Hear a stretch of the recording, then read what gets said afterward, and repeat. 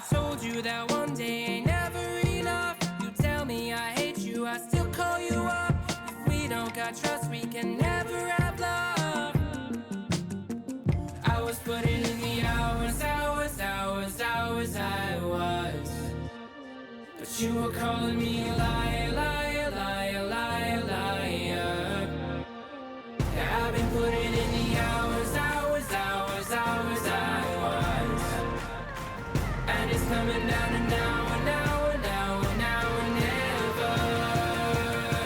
I was putting in the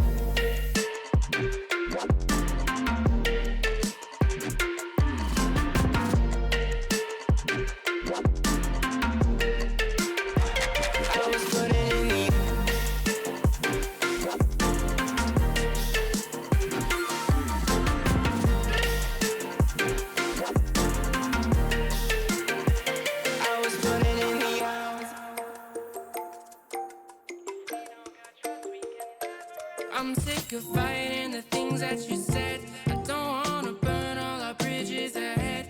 I'm tired of going to bed when you left me on red just to turn up the noise in my head.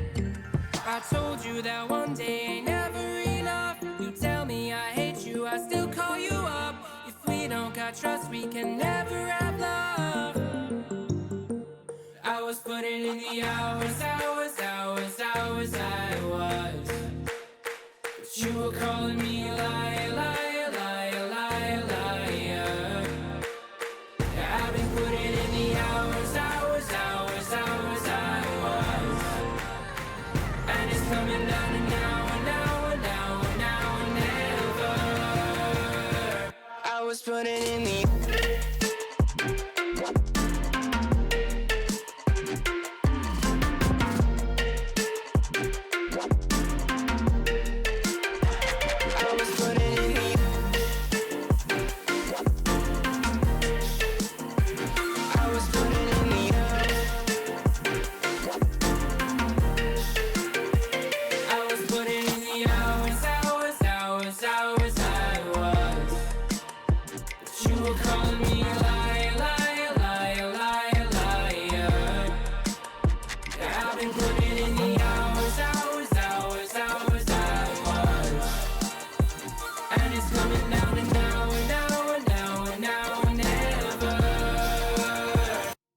putting in the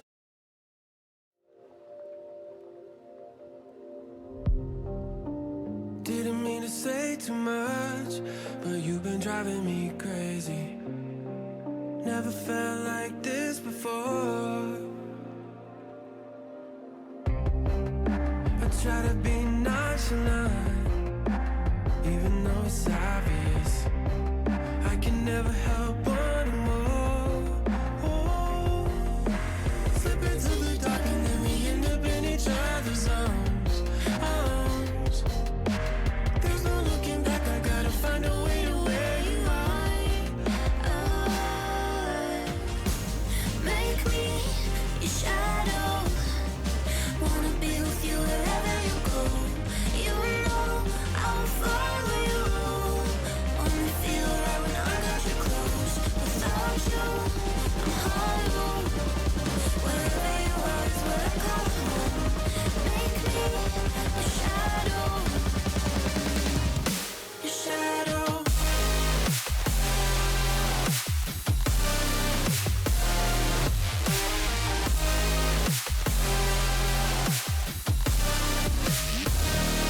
Shadow, make me a shadow.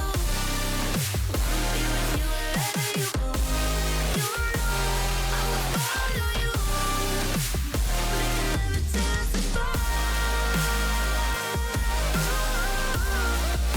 I'll follow you into the dark. The dark. No, we can never test the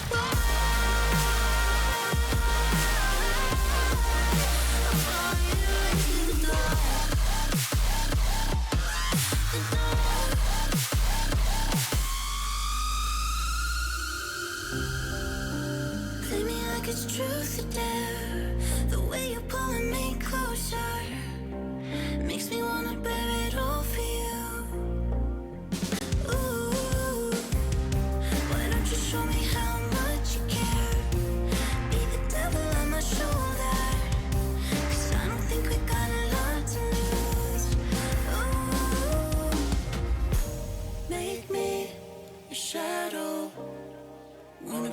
with you wherever you go. You know I'll follow you. Only feel right when I got you close. Without you, I'm hollow. Wherever you are is where I call home.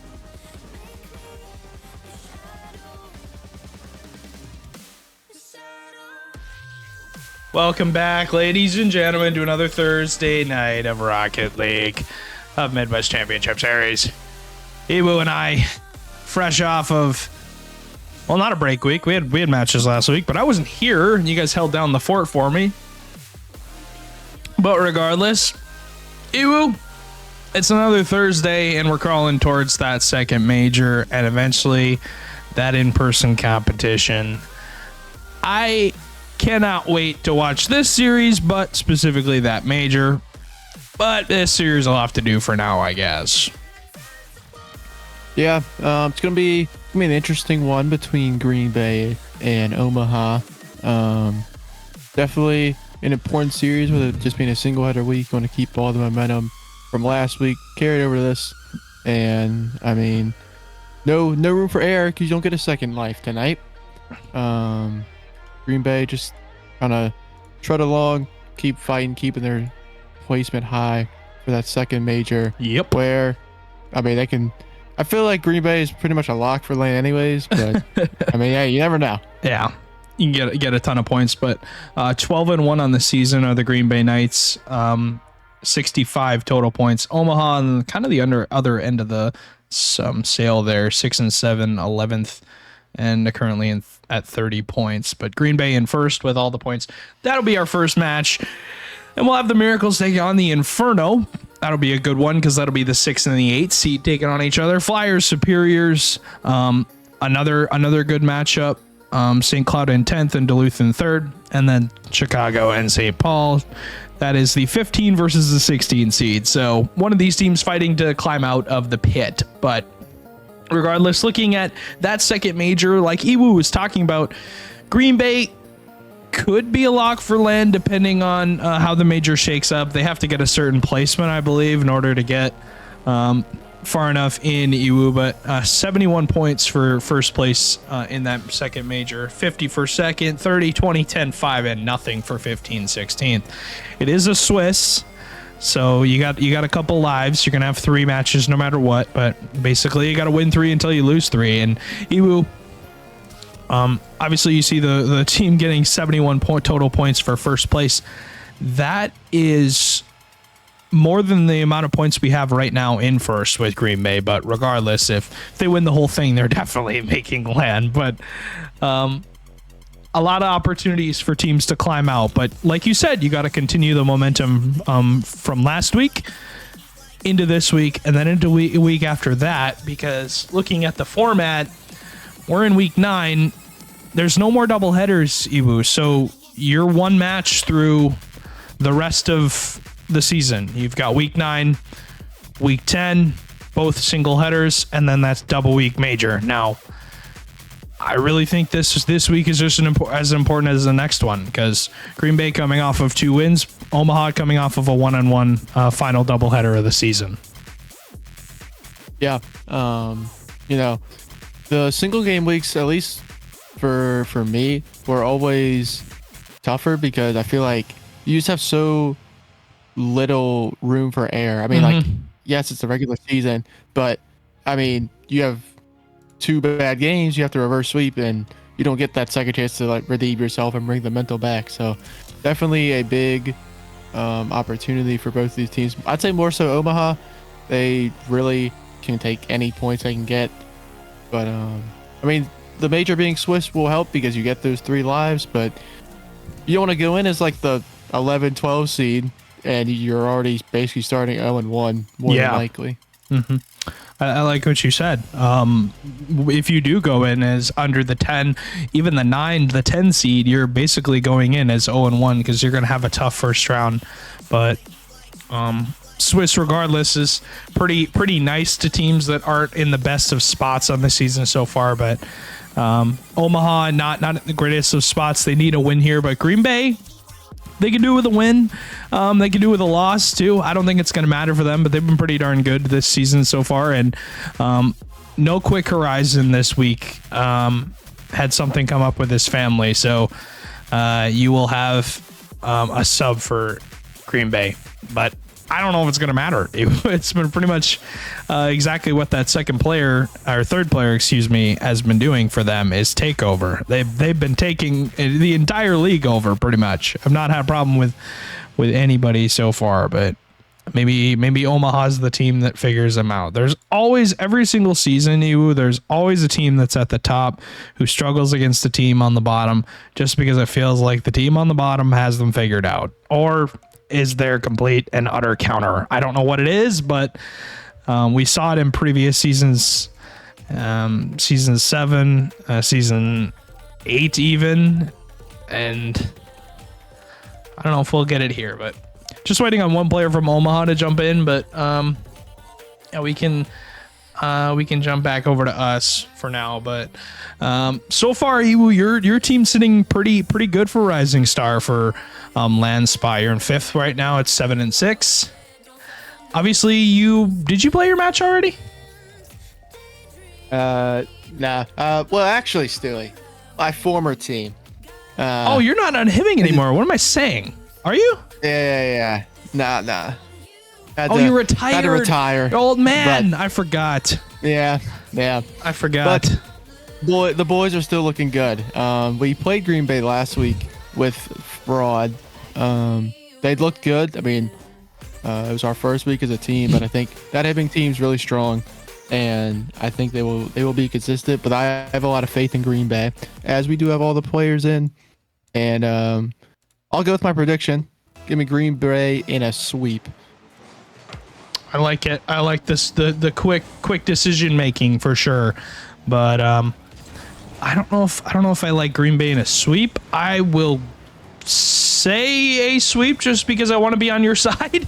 But I really think Omaha will give them some problems, especially with a sub on the side of Green Bay. We'll see what we get out of Fraud was their pickup in that trade window, and some teams deciding on alterating their sub or are really not trading them, not dropping them, just keeping the same sub throughout the entire season. And one thing this season we've seen a lot of, Iwu, is subs have been getting a lot of work for sure. A lot of moves being made, and teams not really happy with that pre-agent pool. So they figure they might as well form a different roster out of players they already have. Well, minute into this game, and Omaha and Green Bay playing ping pong. Who's going to make the first mistake? Who's going to screw up first? Flip reset attempt from takeover. That ball's going to be blocked. Follow from Fraud is not there, and Sear has that into the corner. And hopefully you're enjoying your Thursday night. It's June 20th, and Iwu, we're crawling towards July, the hottest month of the year. Depends on where you live.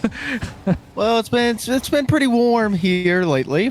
I haven't got the luxury of it being too cozy, but it's been pretty good. Enjoying my night, just here watching some Rocket League. But for I've never played Omaha. And speaking of, I was about to bring up Fraud. He's listed as the sub. Boy's pretty good. Yeah, Gets the flick, gets another touch on it, just beats the block. 1-0 Green Bay, and I think that's the biggest thing for Green Bay.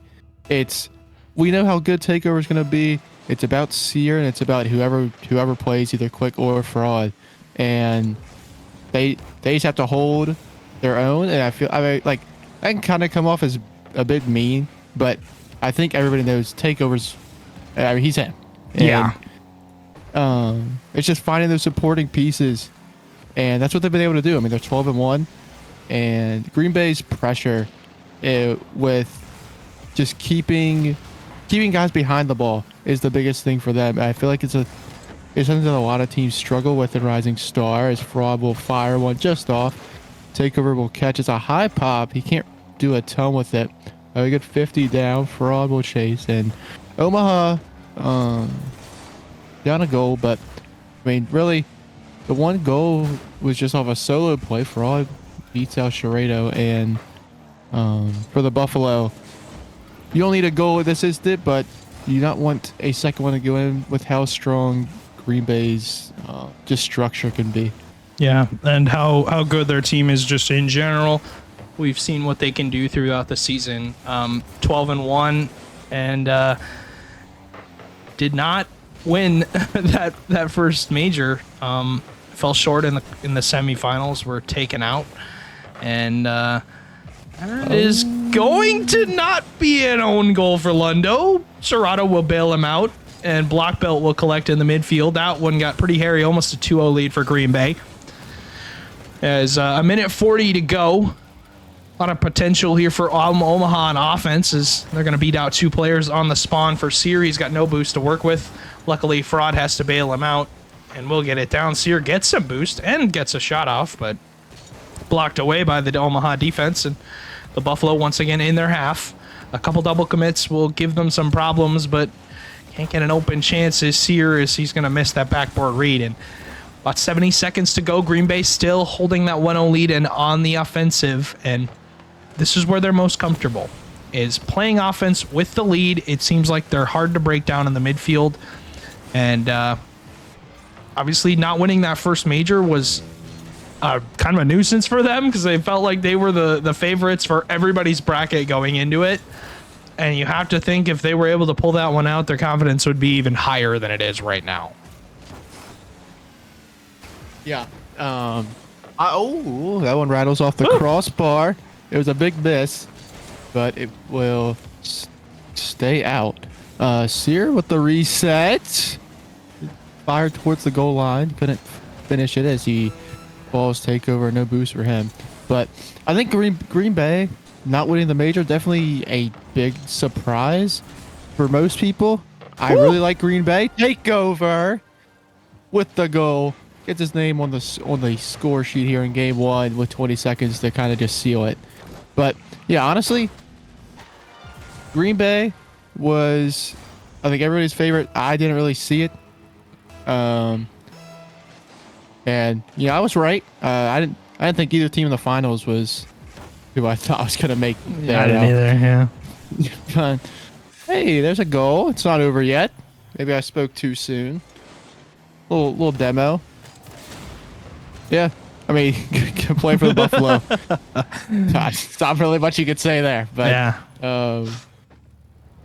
I mean, Green Bay, they want to prove the doubters wrong. I mean, say, hey, maybe we're not just a league play team. Oh my goodness, what is happening? We're having fun is what's happening. Right off the kickoff, takeover will get the ball, and Serrato just says, here, you can have it. You might as well put that one in the back of the net, and not much you can do there, but we'll see what we get out of this kickoff here for Omaha, as they're probably not going to get anything to go, but we'll get it to bounce. It is going to maybe hit the ground. It's going to come close, as we're looking at a 1-0 advantage for the Green Bay Knights. We expected them to sweep, and Iwu, I think it's going to reign true, but regardless, we'll see what we get. Yeah, we'll see. I mean, honestly, it wasn't that convincing of a performance. Without the own goal, it would be 2-1. And I mean, Omaha's defense really held strong past that opening goal. I think the game was closer than the scoreline suggests, but Omaha gonna have to find some stability in their offense and in their midfield play if they want to hold up, because it does seem like Green Bay can kind of just do whatever they want. As I think we're gonna have a server reset. I guess they want it, and I will make a new one. But yeah, post game stats on your screen: 3-1 advantage Green Bay, pretty handedly. Some shots for Omaha, 7 on the board, 8 actually, but math if I can do it. Do they outshot Green Bay?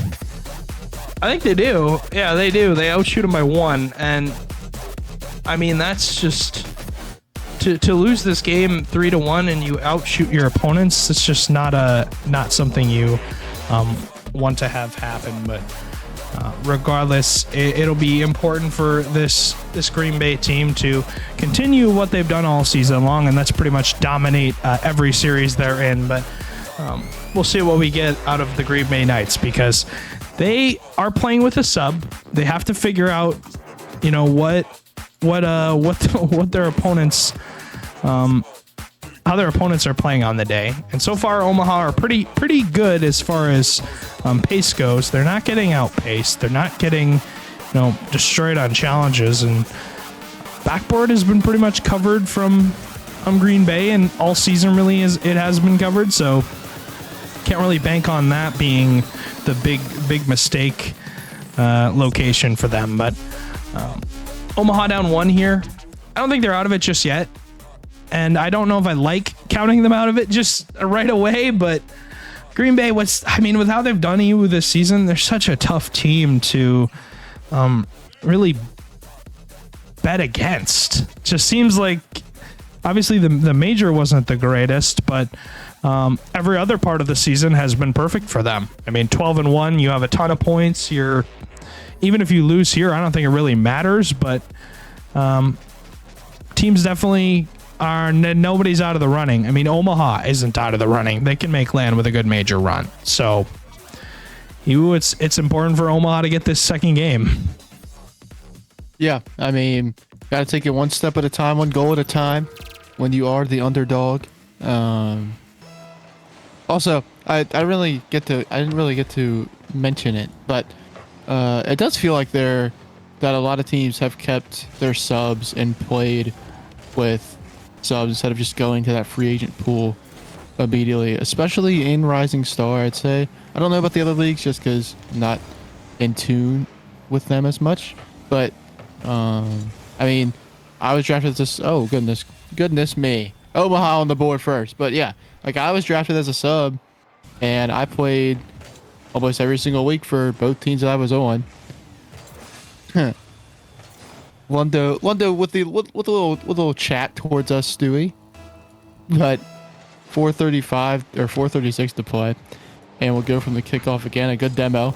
It will send Sear down, and block belt chase you with no boost. Sear bangs it into the corner. Hit away.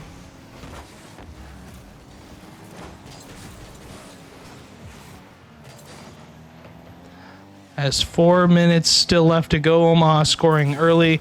Apologize to Lundo.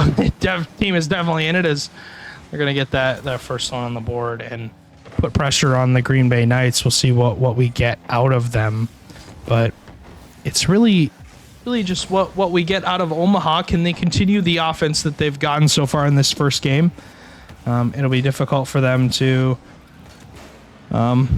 really not make any mistakes against this Green Bay team, who are really good at forcing your opponents to make mistakes, but also exploiting them. And see if we get out of this Omaha side on defense, specifically Lundo. Good touch forward, but will be cut out by Takeover. Takeover having a lot of impact on this series so far, and it's going to be important for him to step up for Green Bay without Quick Horizon, but you still have your core in Sear and Takeover there. Sear is going to sit on this ball. Good burst possession. Good flick high. We'll put pressure on Block Belt, who will make the save as Sear backflips and is not able to make that touch. Midfield, 3 minutes still left to go, and some time here for this Omaha team to kill off, because you got a lot of time for Green Bay, but Omaha doing a good job on defense, keeping things scrappy and not giving Green Bay a lot of clean opportunities. And it doesn't seem like Green Bay has had a ton of opportunities in this game so far, as they've had some looks, but a majority of them have been turned away into those corners, and Omaha doing a good job of keeping things wide. Yeah, it's been a lot of bank ball from Green Bay. When they've been able to take possession, that's where they've looked threatening. As Sear just beats him out cleanly. Takeover from his own wall, right back down to Sear. It's not the touch he wanted, as once again it's fed through that corner, and Blockbelt does get the boost taken from him. So Takeover can take over with 16 boosts. It's a missed touch. Looks for the bump, won't find it. Sharado comes and takes over. It's a weird ankle to go at it by Fraud. Takeover can get back in time to keep it a 1-goal game, but a dangerous moment there. for the Knights. Takeover off the corner towards the middle. Looked on for just a second, but once again, it's just, yeah, Omaha's defense, they've stayed in a solid formation to where Green Bay really haven't been able to do much. Sherado, a good dunk. Sear has to make this touch, and he will. Couldn't find the target. Would have had a chance at goal. Sear will go missing. Takeover bangs. Sherado right back down to Takeover. Takeover skies it. Black belt into his corner once more. And both corners have been the safe spot for Omaha. Just hanging on for a bit. The defense a lot improved from game 1, and they have looked much better as we head to the minute 10 mark in this game, Stewie. Some time to go still here for Omaha. Can they kill this one off? And, I said that they were, we really would count them out in this series.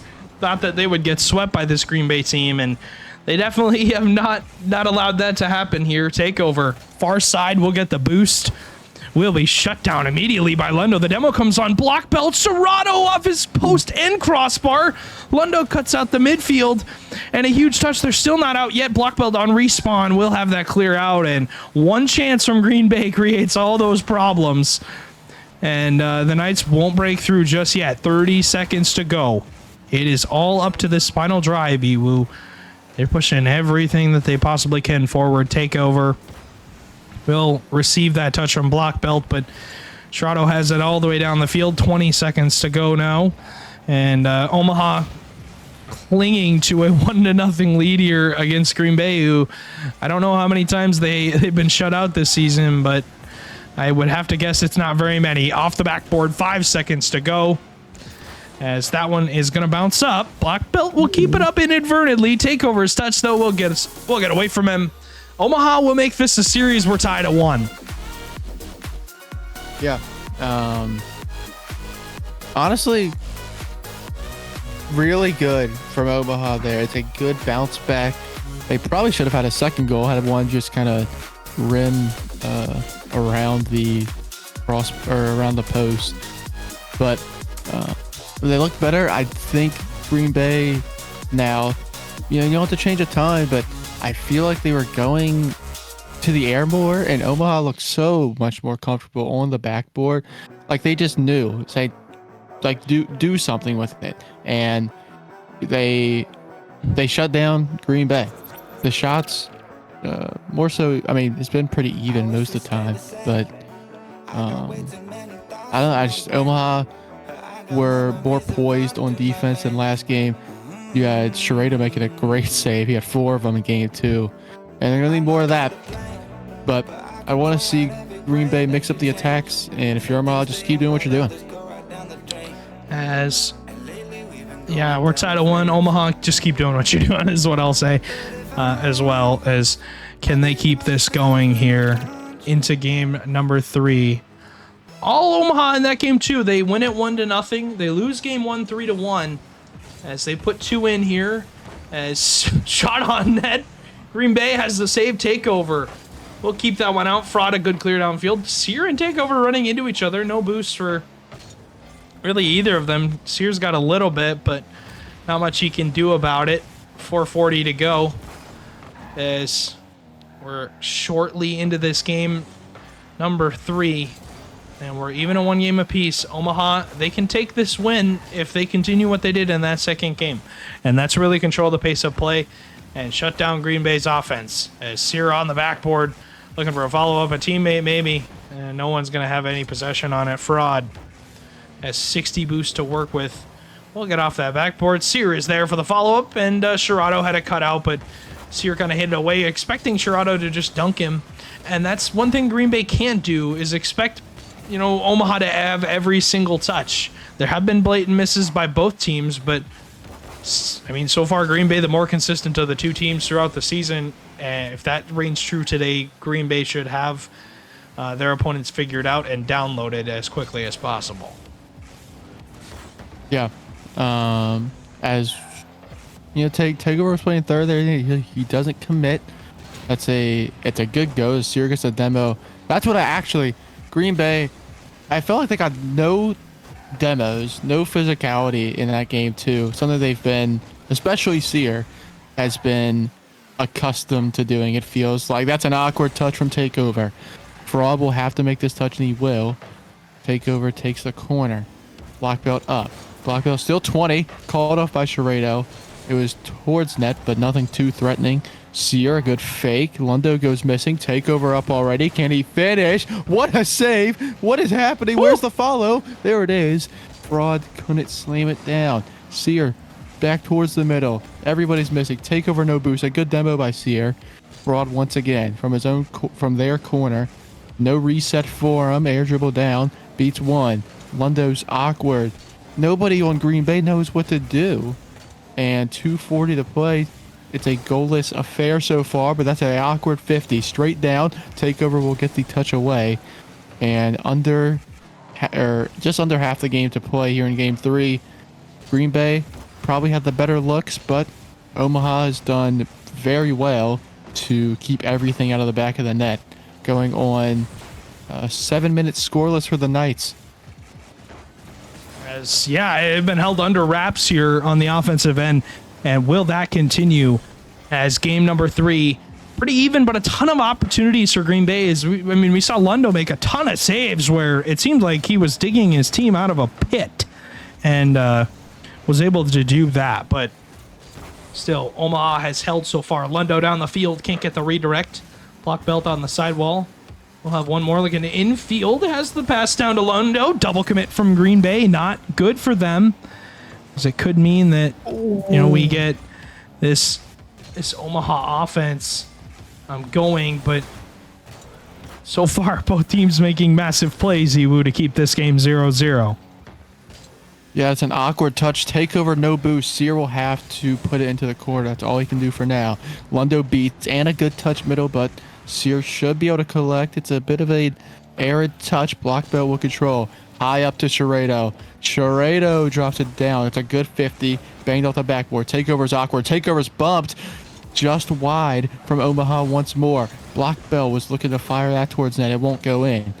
And a chance for some breathing room for Omaha. It's sent away right again. Takeover goes missing. Sharado 50'd away once again. Under a minute to play. Next goal more than likely wins. Seer will bang. 0 boost. It's been low boost for most of these teams. Sharado gets a touch that I don't think anybody was expecting. It was not a bad one, honestly. Sharado will get the full boost off his own backboard, off the ceiling.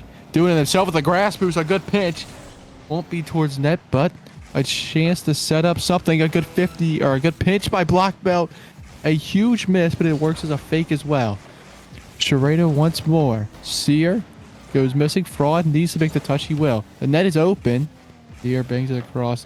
Under 20 seconds. Still no goals. The man of the hour Takeover. Nothing that time. Ooh. Lundo no double. He was trying to get fancy. Take for the double. No. Leaves it for Fraud. Saved. Block belt can't do anything with it. We will have OT unless there's some magic here. No. Ball hits the ground. OT here in game 3, Stewie.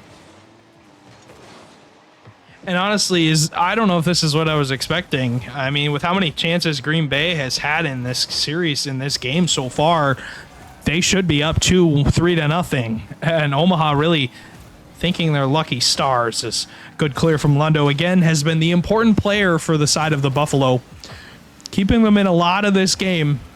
A ton of saves from Lundo. Good step-up performance from, I guess, the veteran has been around longer, I think, than Block Belt and Sharado have, but Lundo going to have an opportunity. Will go missing on that. No boost. Takeover continues to be a problem for Omaha. This is a 2-on-0. Fraud as an open net, and he can't put it away. We'll throw it just wide. Lundo going to hit that one down the field, and we'll only get to the midfield line. Shut down again by Green Bay. Fraud off the ceiling. Good touch forward. Block belt, no follow-up here as they will leave it for Takeover, who will be dunked by Sharado. Awkward play as Fraud will have the catch. And we're a minute into overtime, Iwu.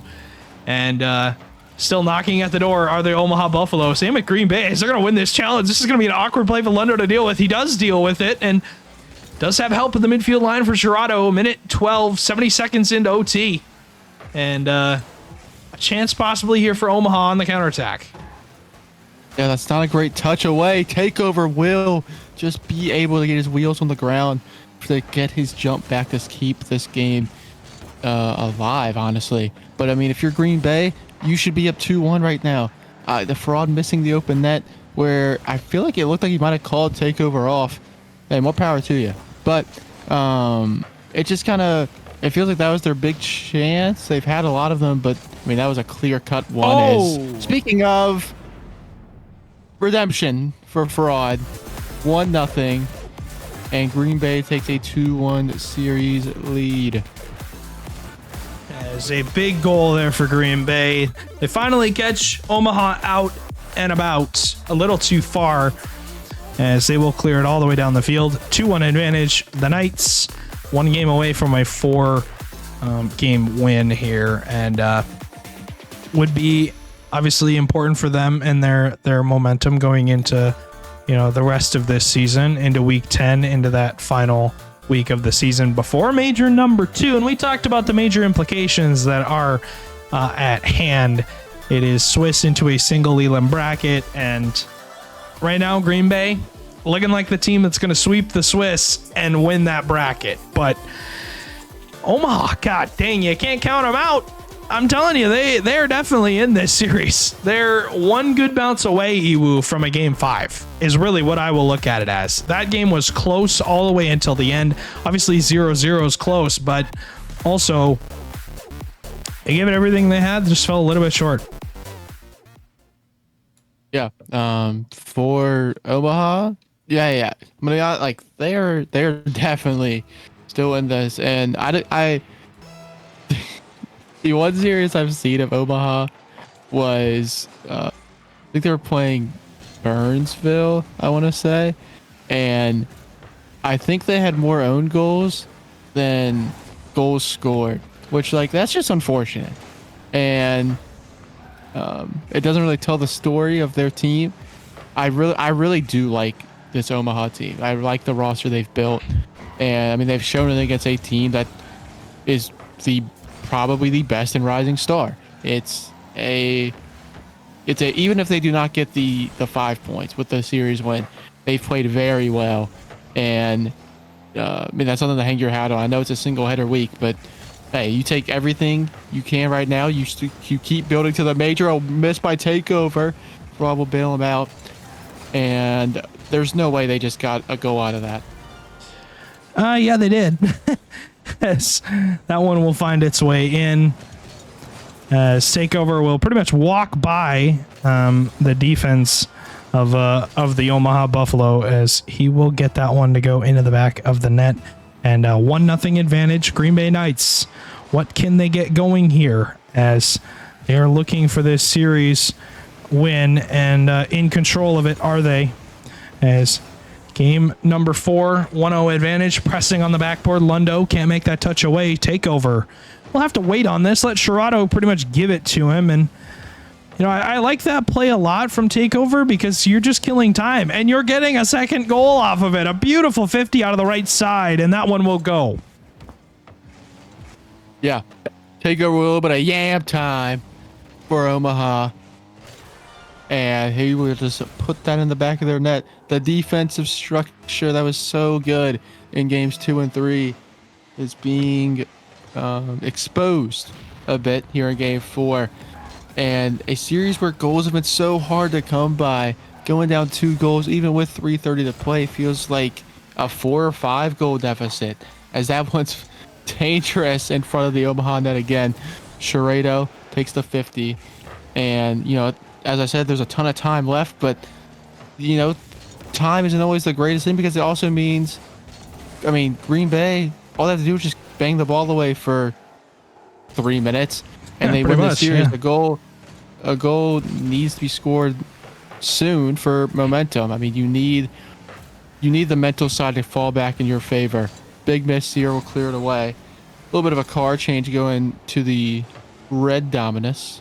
I think he was in a Fennec last time, but indeed. As Lundo tries the flick, Fraud just plays it high. Beautiful from him. Not letting him get past, just going as first man. That's the biggest thing. A good 50 by Takeover. Should have someone back, and he will. Lundo bangs it away. I thought Sears on the team for a second. I was like, maybe a shot, but take over another air dribble to Fraud. Oh, Green Bay going for some aerial passing plays. They're feeling themselves. Sear towards net. Sherado keeps it away for now. Lundo towards net, looking for the bump on takeover. Nothing there. And Omaha just do not look like the same team from the past 2 games here, Stewie. Yeah, that's a shot. Takeover hat trick game number 4, excuse me, as goal number 3 comes in. Sherrado he's looking for the touch to himself. It just gets a hair away from him, and Takeover, that player to punish every single time for Green Bay. And in your experience, Ibu, have you played Takeover this season? Have you not? I have. And I would have to bet that he doesn't just do this on a 1-game basis. It's a whole series basis. Yeah, it's what he does. He's been that guy for Green Bay all season. He's probably if you had to split it up. I mean, it's always gonna be a team game. Oh yeah. But to say that his impact for his team is not more than some other people for their teams would be disingenuous. He does everything you need him to. And that's just something. It's a luxury that not every team has, and that's why Green Bay is as good as they are. Takeover once more does not get the double. I've talked to this guy. Me and him are friends, and just the way. Ooh, okay, there's block belt. They're out of it. There's time. But yeah, I think just the way that he's been able to adapt and just overcome any challenge. It's so nice to see with how dominant Green Bay has been. Yeah, and it's nice to see that they're not taking this series lightly. I mean, you can see that on Sears' face multiple times, he's been happy of his team scoring goals, but also making sure that they're still locked in, because Omaha, they gave him a ton of problems in that 3rd game, and even in this game too, cutting the lead to 2. Sear air dribble attempt will lose it for the reset. Takeover makes Sear pretty much a T as he slams his driver directly on net. The save comes out, and Sear is there on the follow-up on that 50. And Green Bay are rolling right now. 45 seconds to go, up 4-1. And honestly, they're a team to me that have done a good job this season of really taking everybody seriously and bringing their best in every series. It doesn't seem like they're overconfident in any series, but Takeover, if you're going to put up 4 out of 5, you can be confident as much as you want. That's disgusting. Yeah, that was just mean. It's bullying is what it is. Yeah. I'm sorry, Omaha. I really am. You guys have played great, but that's just a player who's built just differently. I don't even know what you say at this point, as not much you can do. But game number 4 probably going to end here with a win for the Knights. 20 seconds to go. It's I wouldn't say it's definite, but it's highly likely. It's definite. Yeah. I'm sorry. Yeah. He took over the series. Yeah. Pretty much. That was a bad one, but hey, you're gonna hard cringe happen there for me, and hard goal for Block Belt. 1 second to go. Yeah. Listen. He told me he wants to be premier next season. That's a lofty goal, but you keep doing this. Yeah. Hey, you keep doing this. It just could happen. It's a very lofty goal, but I wouldn't put it past him. I'm going to be honest. 1 second to go. Lundo hit that one in the ground. He will hit it to the ground as Green Bay will win this series in 4. Quick win for them. I should have said 4. I was tempted to, Iwu, to say 4. And then I remember that it's Green Bay. I know they like to sweep everybody, but also they do like to go to a random game 4 just for fun. As game number 4, series number 1 will end in a victory for the Green Bay Knights, who have looked good so far on the season. Obviously sitting now at 13-1. Post game I'd say they're stats, decent. yeah, pretty decent. 4 for 6 from takeover, and really, like you said, just took over the lobby. Was not a problem for. I mean, was a complete problem for everybody on the field. Yeah, I mean, Green Bay, they did their thing. Their star player shows up. That's what you got to do week in and week out to be successful. And for Omaha, it's not even. I mean, you didn't really play a bad series. The only time you got blown out was Game 4, and it happens. I mean, sometimes you just get dunked on every 50, and the ball doesn't bounce your way. But I mean, for them, you got one more week left to really try and put everything together. And then it's not major. That's your land hopes for the entire season on the line. I want to see how they bounce back. I have a lot of faith in that team still. And I feel like it was the expected result tonight. I agree. Not much you can really do if you are the Omaha Buffalo. You're playing against a different beast in the Green Bay Knights, who have just given everybody problems all season long. So,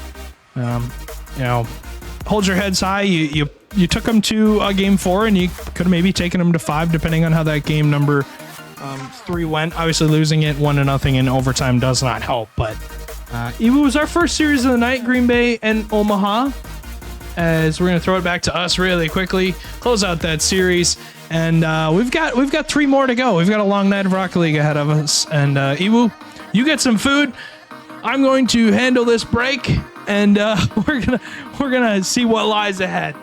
As like the schedule says, Minneapolis Miracles, Burnsville Inferno. That one coming up in just a couple minutes.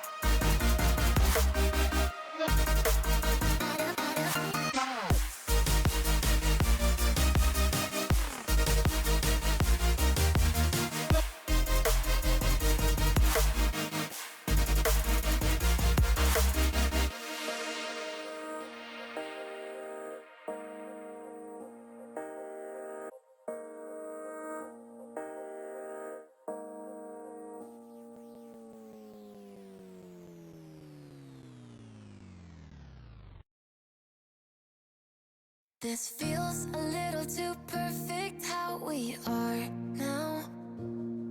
You think I throw a little caution, but I don't want this to change. Been waiting too long for a moment like this. Said that you won't leave, better off with me. The kind of feeling I can't explain. Like how it feels drenched in the moonlight. Like how it feels under the stars. A step out of bounds with our own plight. A push towards the peace in the hearts. If it rains down all on us, drown out the noise, and I'll trust the mirror, mirror on the wall. Is it fair to watch me fall? Broken up in pieces.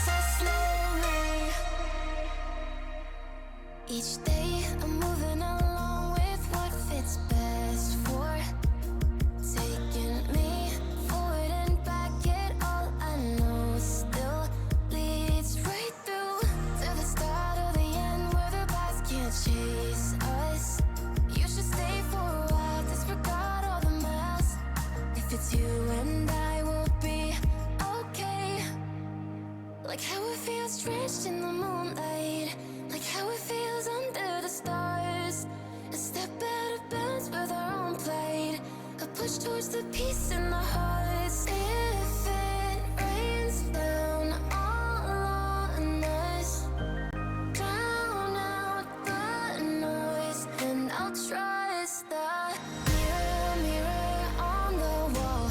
Is it fair to watch me fall, broken up in pieces?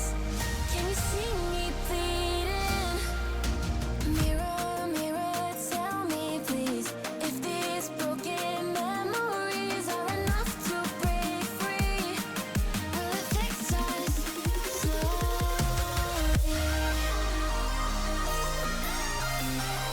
Will it fix us?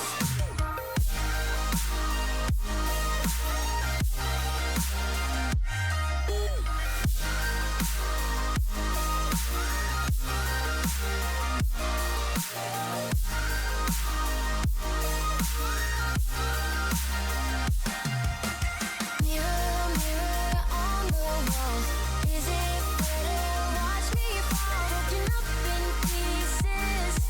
Can you see me bleeding? Mirror, mirror, tell me please, if these broken memories are enough to break free. Will it fix us slowly? Mirror, mirror on the wall, is it fair to watch me fall, broken up in pieces? Can you see me bleeding? Mirror, mirror, tell me please, if these broken memories are enough to break free. Will it fix us slowly?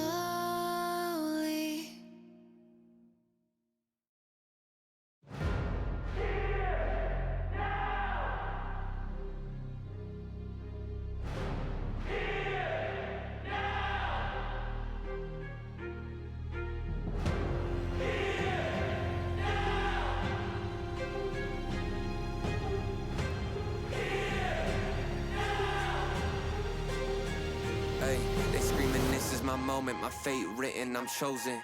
Other spirits fall, but mine has ceased to be broken. You stripping down my pride, but I'm my only opponent. And lately I abide, but limitless I've awoken. So let me show you that everything I sacrificed mattered. All that blood, sweat, tears that I scattered. All that fake talk, fear that you splattered. Push me to right here, a new chapter. Now, waiting for the flag to fall. Here now, cutting through the rolling fog. You know you need it. It's so close, I feel it. Here now, this is the moment.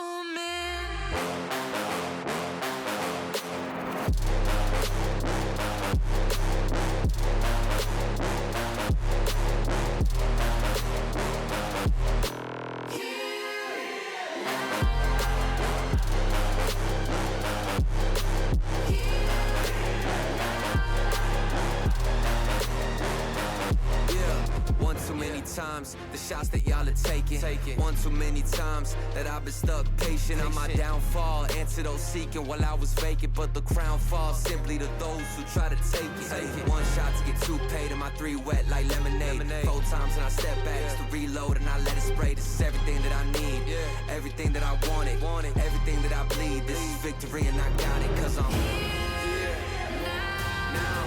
Waiting for the flag to fall. Waiting. Here now, cutting through the rolling fog. You know you need it. It's so close, I feel it.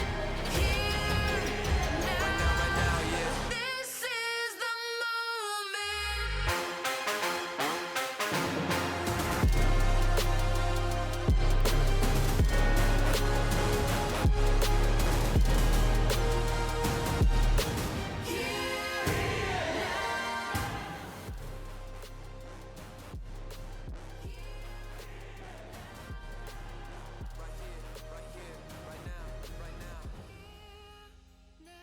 Two teams on a hot streak.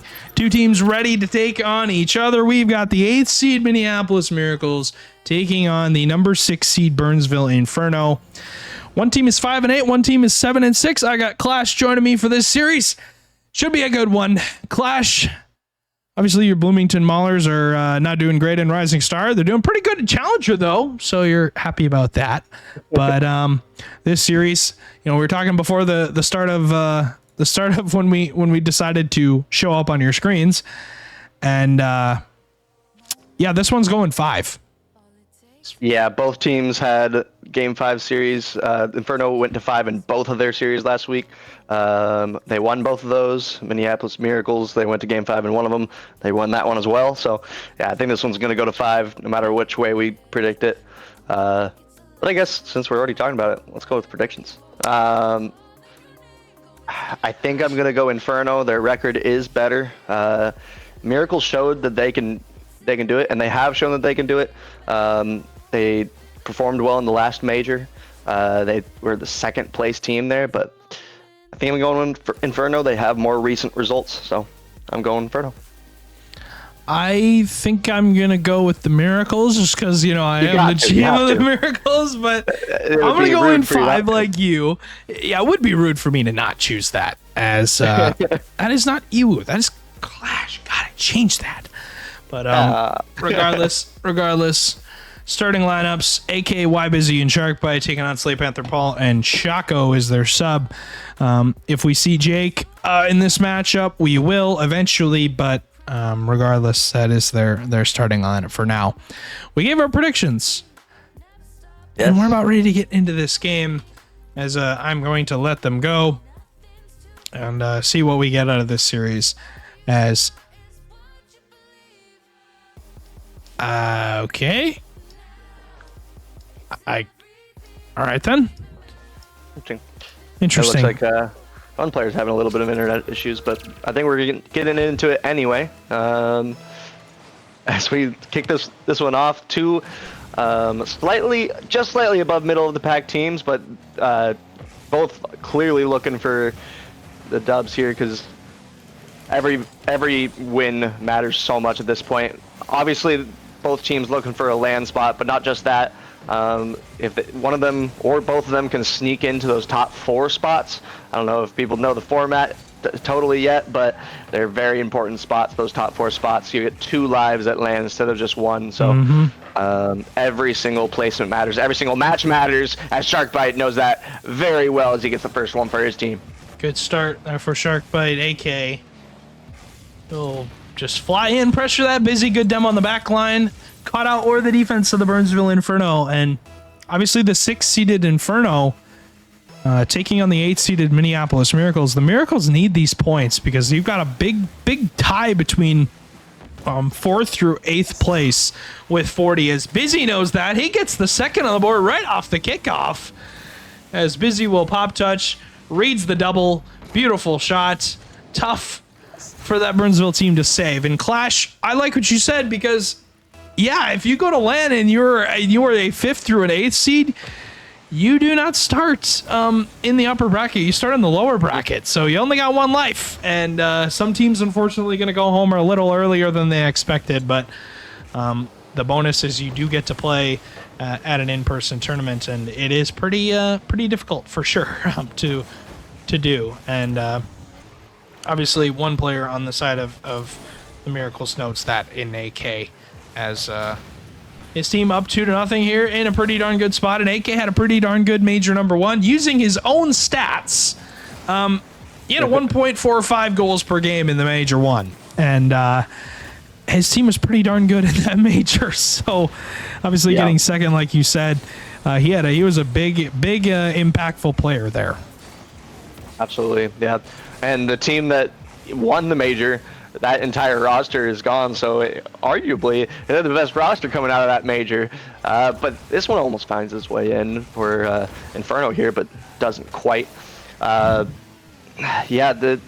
major, the LAN format is going to be so important. I was unfortunately on the receiving end of that format in the play-ins last season. We used the same format for that, and as I'm talking, Busy's getting the 3rd one in for the Miracles. They're just not to be stopped right now. My prediction's looking terrible, but that's okay.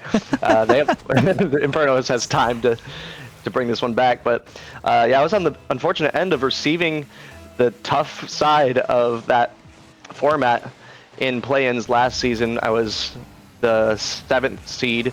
You needed 6th through 3rd to be in the upper bracket, and we made a run, but not. It was just too many matches. We just couldn't overcome it, and it's tough. So yeah, every single match is important here. Every single placement's important here. Sharkbite once again knows it. They're up 4-0 with less than half the game played. And I'm just gonna ask, Clash, your team, obviously, your Bloomington team sitting in a pretty darn good spot in a land spot, or in a playoff spot, excuse me, a major spot. Technically, if the season ended right now, you would be at LAN.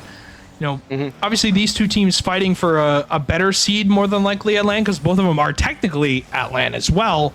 It's just, we know how important it is to get a higher seed than that 5 seed. So these teams need these points, and doing it in a good fashion would help. Obviously, previous seasons Clash, we had, you get a point for each game you won. That is not the case anymore. It's all on who gets the 3 games first. And I mean, us picking game 5 is definitely not a understatement here, but domination from the Miracles to start this. And looking at the stats, nothing crazy stands out for Burnsville on the season so far, as their top goal scorer. Right now, trying to find Slay Panther on here, I cannot find him, but their top goal scorer right now is Paul with 0.8 goals per game. So I guess you got to get Paul going if you're gonna increase the Inferno's chances of winning this series. There's more pressure from the Miracles. About a minute and a half to go.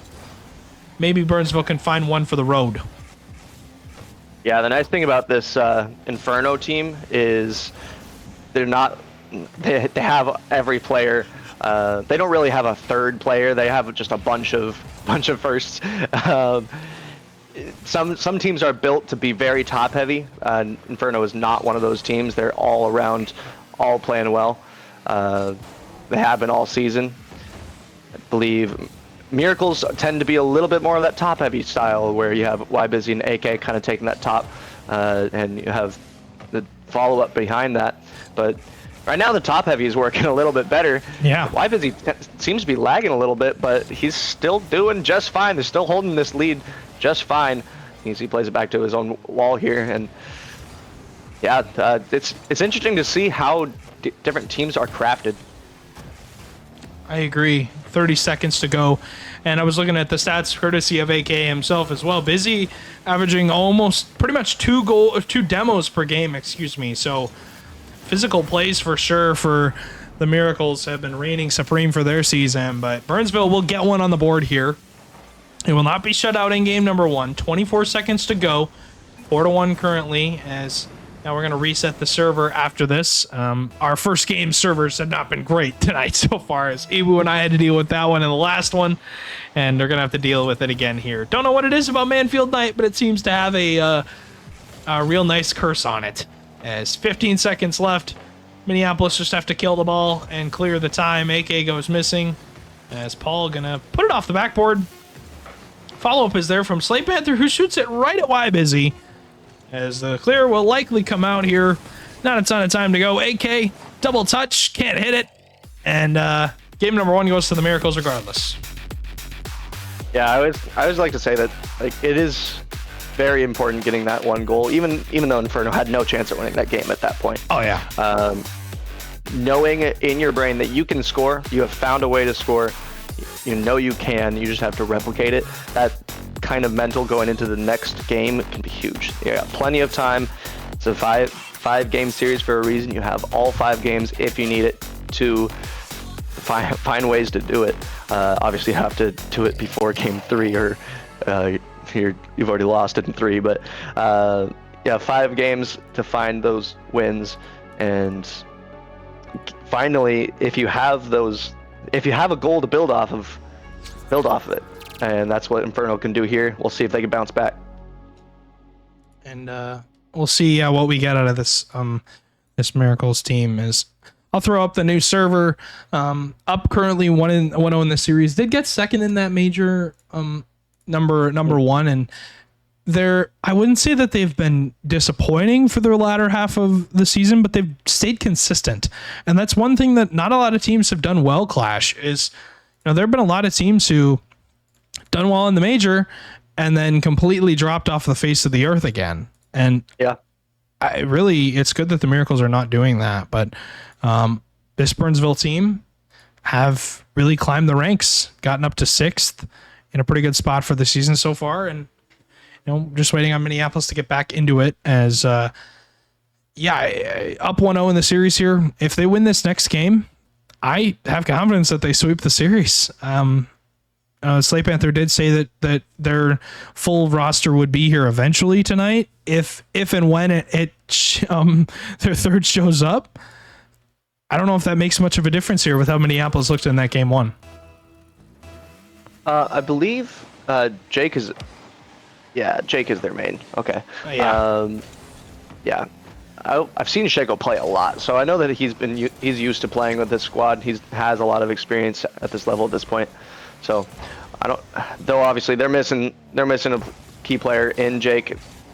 They can still perform well. Obviously they were able to find something in that last game, at the very end of that last game, and they just need to find a way to continue it. But obviously Miracles are a tough task, and they're going to try to keep pressing. They were able to get 4 in that last one. Paul might be able to get this one away. AK gets a good clear out. Why Busy, great follow-up by him as well. What a defensive stand by the Miracles there, as Why Busy tries to continue this out, but 0 boost, and Inferno still trying to break that back line of the Miracles, and they're about to, as Paul is able to follow it up. No clear coming out for the Miracles, and first one on the board this game for Inferno. Paul, good shot as 4:10 to go, and 1-0 advantage for Burnsville. As honestly, not what you can do is Paul has now said that he's lagging, so maybe we'll see another server reset currently of them. But unfortunate part here, Clash, is the rules do state if there is a goal scored within the first minute, we cannot reset the server, and everyone has to play through it. Even if somebody disconnects, you have to go through with the game through the 2v3. Obviously, the rules are different on LAN. That's why LAN is a little bit more controlled. We can pause the game and reset it, and with those local lobby abilities. But unfortunately, online we do not have that ability. So, unfortunate use of things quick. But 3:30 to go, and Clash so far, Burnsville, a little bit of fanfare on the offensive half, finding that 1-0 advantage through Paul, and Clash looking for 2. They're pretty darn close to it. Can Minneapolis get out? As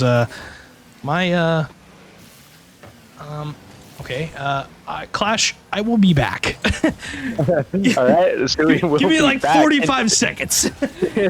But yeah, Miracles need to find a way to get one back, as Inferno kind of taking control of this game. It seems like whoever is lagging is having the best opportunities right now, which is kind of interesting.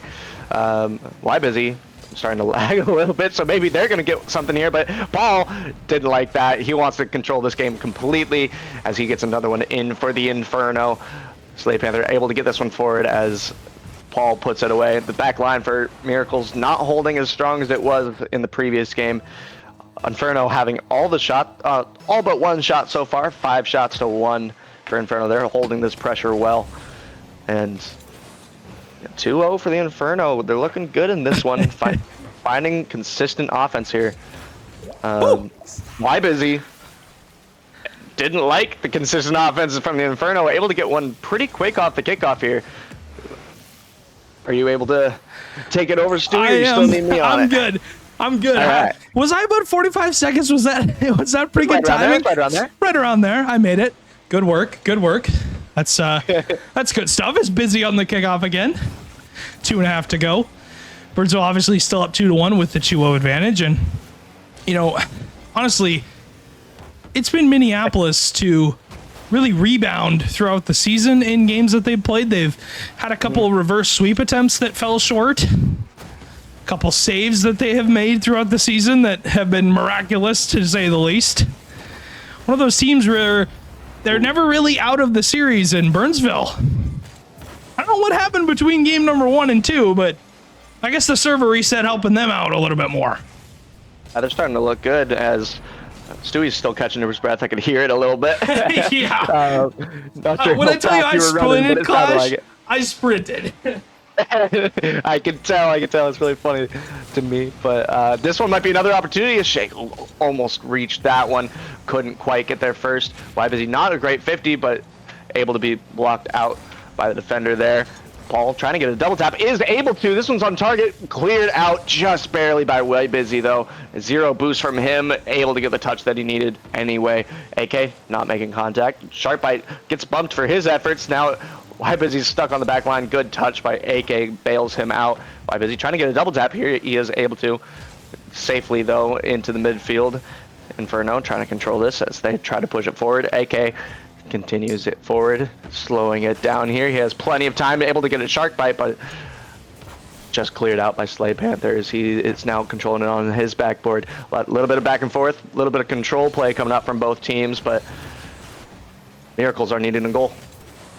As 70 seconds to go, they need 2 actually, Clash, but regardless, they do need 1 to even have a They need chance. one right now. Exactly. They need one right now. Yeah, time's ticking away on them as 60-second horn sounds out of the midfield. A couple misses. Paul just going to capitalize on everybody missing. 5 out of the 6 players don't make contact. Paul says, okay, I guess I'm just going to hit it in the back of your net. That's really crazy. That really was 5 out of 6 players. 5 jumped.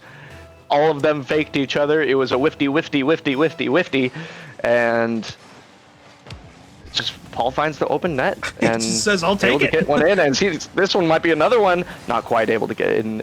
Is Paul's shot? There's 40 seconds to go. 4-1 advantage Burnsville as they've rebounded from game number 1. Have really stepped up in this series and made things scrappy as they've made the Miracles really they've just annoyed them is what they've done.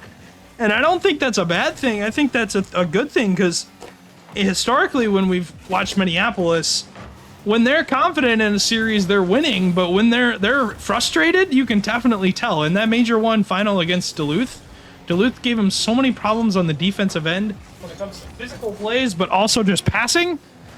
I mean, I feel like the frustration just boiled over, and Minneapolis fell and couldn't hit any shots as the demo come out from onto Shaco, excuse me.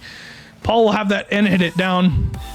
Burnsville claim game number 2 and are 1 game away from taking a series advantage, as are the Miracles, but Burnsville having the momentum for now, Clash. 3-goal game from Paul. Huge step up from him. Yeah, exact same scoreline, but going the other way this time as Inferno take it. And really, it's been dominant in either game, and neither team has really let up the gas in their individual games, but complete swap in this one. Inferno finding the pressure that they've needed. They had twice as many shots as the Miracles in that one. If they can sustain that type of pressure, they're going to win this series. They have to. If you're the Miracles, you have to figure out a way to stop it. Because I actually joined the previous match, even though I guess I was too antsy. That's on me. You're good. But yeah, both teams found a way to succeed, but both teams also need to find a way to not let the other succeed, because it's a 1-1 right now. Yeah, it's anybody's ball game as we're just waiting on the Miracles to come in. Shaco, we're not ready just yet. It's excited. Are the Burnsville Inferno to get in this? They don't want their momentum to be taken away from them, and that is one thing that we cannot forget about is really the team that wins a game and then there's a server reset or something, or there's a change that's made.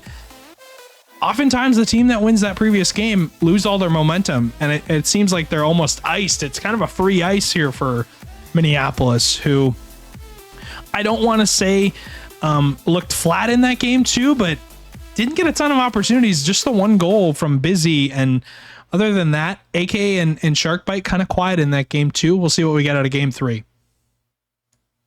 Yeah, looking for AK to pick it up a little bit, because like I said, And Miracle's team is a little bit top heavy. We got AK and YBusy. I feel like YBusy's bringing at least his defensive side to things. I'm not seeing as much offense from him, but his defense is looking outstanding. But AK's been a little bit quiet. I'm looking for him to pick it up. Seeing that duo really shine on the Miracles that they didn't do in that game too. As those two really impactful in that major. If we look at AK's sheet, did make ratings for that major one and overall, both in the top 7 actually. Busy was number 6 in overall rating, and AK was number 2 in overall rating. That is out of every player that competed in that major, which is every player that played in the entirety of Rising Star. So it's going to be important for them to get going. But Slay Panther gonna catch Sharkbite and AK a little bit too forward here in a long clear. 19 seconds in Clash, and one thing that we didn't talk about much is positioning between these two teams. A lot of defensive positioning for Burnsville. Minneapolis getting caught a little bit too far forward there. Yeah, that should not have been an opportunity for Inferno. That was just a wide open net from the side from the Miracles. They shouldn't have left that open. They needed to have either someone way closer to the ball or way further from the ball, and not in between, and that's where both of the players were. So Inferno just able to capitalize on open net. Good shot from Slay Panther from distance. He has to hit that shot or it's not a goal, but was able to in that scenario. Big bump coming out from Slay Panther. YBusy able to cover for him anyway. Shaco stealing the boost. It's going to be potentially important. Paul trying to continue this one for Inferno is able to. Slay Panther able to make contact here. Is anyone on the back line able to go for it? YBusy just is able to. AK was 0 boost on the back line there as Paul meets him in the midfield. Slay Panther tries to get this one forward, not able to. Shaco tries to take this one over. No one there for a while, but AK just barely beats him out. Shaco trying to retreat. No one on this ball again. Slay Panther does clear it out. A little bit of lacking midfield play kind of coming out from both teams. Both teams hesitant to challenge in the midfield right now. And that can't be the case. I mean, you have to have confidence if you're the Miracles, but also Burnsville, a team that can't also be lacking confidence at all. Obviously, both teams in the top 10 in their season so far, they have to have confidence that they're going to win every series, that they'll be in every series. But really, the team who is more confident is often the team that makes it farther in the season and really just has that mental edge over everybody else, it seems. There's a beautiful touch over the Miracles defense, and Slay Panther another open net, 2-0 Burnsville. Yeah, not the touch that Sharkbite wanted, but someone really has to be able to meet that pass in the midfield. Inferno just has wide open infield pass there. If they can keep doing that, they're going to be able to take this game. They already have the lead. They just have to hold it, but more goals wouldn't hurt. And if they're getting those opportunities, they're going to be able to. Slay Panther tries to push this one in the midfield. Isn't able to make contact. Shaco might be able to get this one middle. Doesn't quite get the middle hit that he was looking for. Paul hesitant on the back line. That's okay. He was last man. He's trying to get this one middle. Is able to, but right on the hood of AK. Shaco now dealing with it on his back line. Presses it forward. Is able to get it past just one defender back. Shaco able to play it just over him. This one could still be dangerous. Well touched out by Sharkbite there. Whoever was that followed up, I didn't actually see. AK able to play this one to the side here, but Sharkbite able to get a big shot. Not gonna fall in. This one might be an own goal though. Oh no, Sharkbite, I believe it was on the back line for the. No, that was YBusy. YBusy on the back line for the Miracles. Didn't quite read the backboard and puts it in his own net. Falling apart are the Miracles here in this game number 3. I mean, they dominated game 1. I mean, obviously, we're up 1-0 in that game, and really ran away with it as the miss comes out from Paul, as Slay Panther will have that double touch off the sidewall, as Sharkbite will have the clear. AK looking for a bump. Paul can't really get it.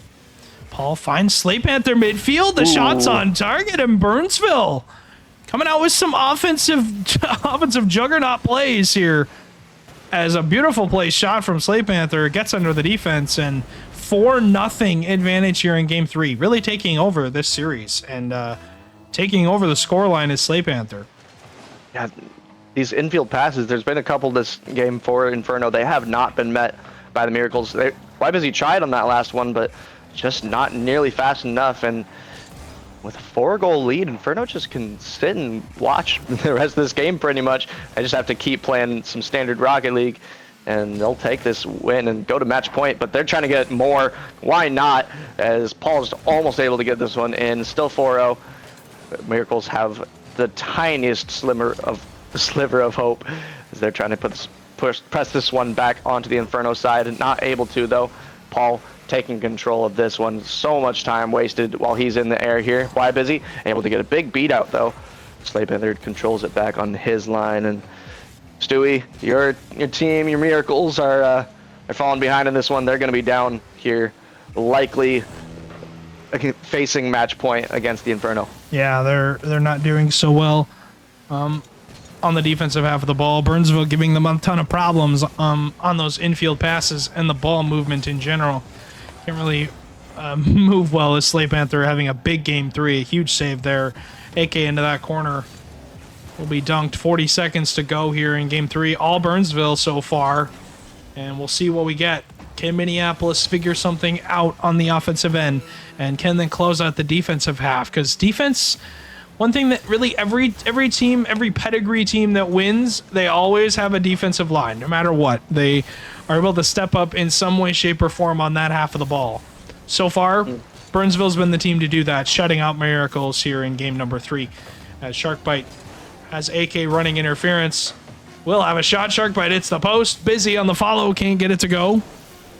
As Paul will keep this one up. Not a ton of time to go here. 1 second to go. It will hit the ground.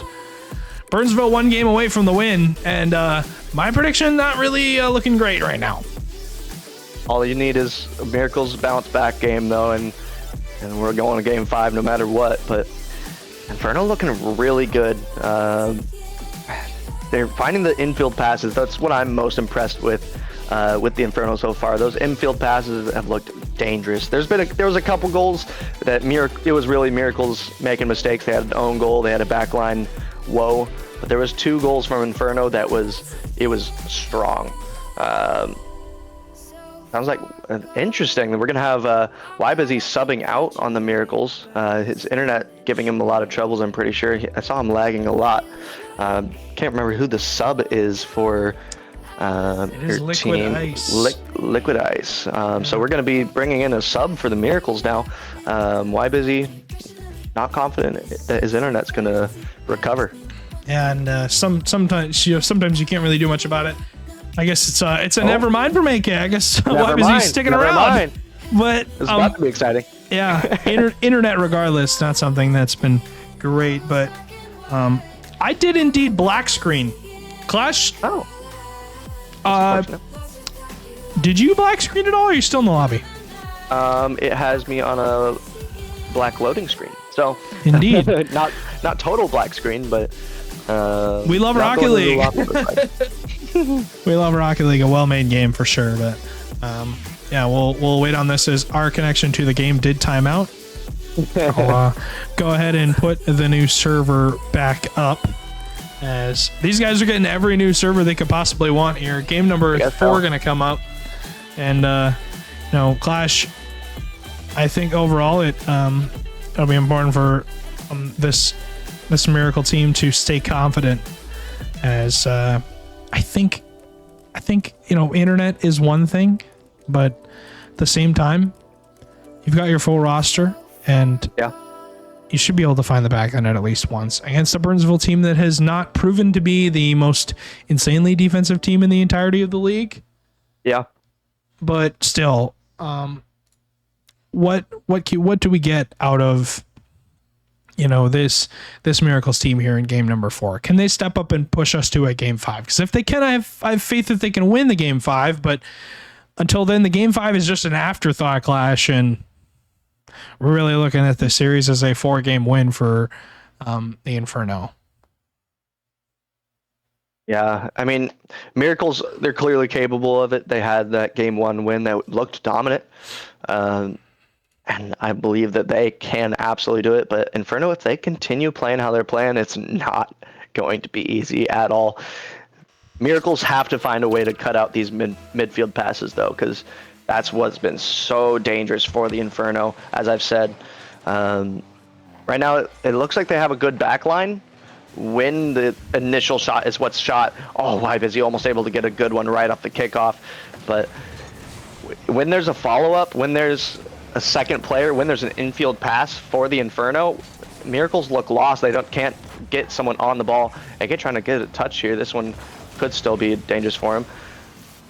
Paul trying to get a redirect. That would have been a very nice shot if he was able to make contact. But Miracles have to figure out a way to cut out these follow-ups, make sure their rotations are solid on defense, because they've let too many through in the last couple games. 4 goals a game going against you is not going to be a recipe for success. Yeah, and all that means, Clash, is you got to score 5 to win the game. And I mean, it's hard to score 5 goals in general against any team, as Paul will beat out the entire defense for Minneapolis, has no boost, can't get back to it, will collect that corner, but won't be able to get back on the other attempt shot as AK plays by 1.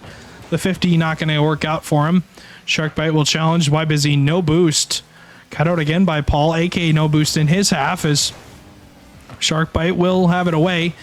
Not a ton to work with. We'll collect that midfield boost. And I mean, boost being won so far by the Inferno. It's the reason why they have the shot. Paul towards net. It's bar down and out as he will bump and sit in front of Busy. And the 50 going to come out from AK to save his team for now as Minneapolis look startled on the defensive end, Clash. They really do. Inferno trying to find a way in, but this one, oh my goodness, what just happened there? There was a missed jump, it looked like, from Inferno. It kind of got faked. I think Paul got faked out on the back line as he thought Shaco was going to get that, and both were full boost. They just took bad approaches to it, and Miracles will take that. They needed something to get back into the series, and a mistake on the Inferno end might just do that. As 3:15 still left, a lot of time to go here, Clash. And so far for me, this series has been who makes more mistakes and who doesn't collect those corner boosts.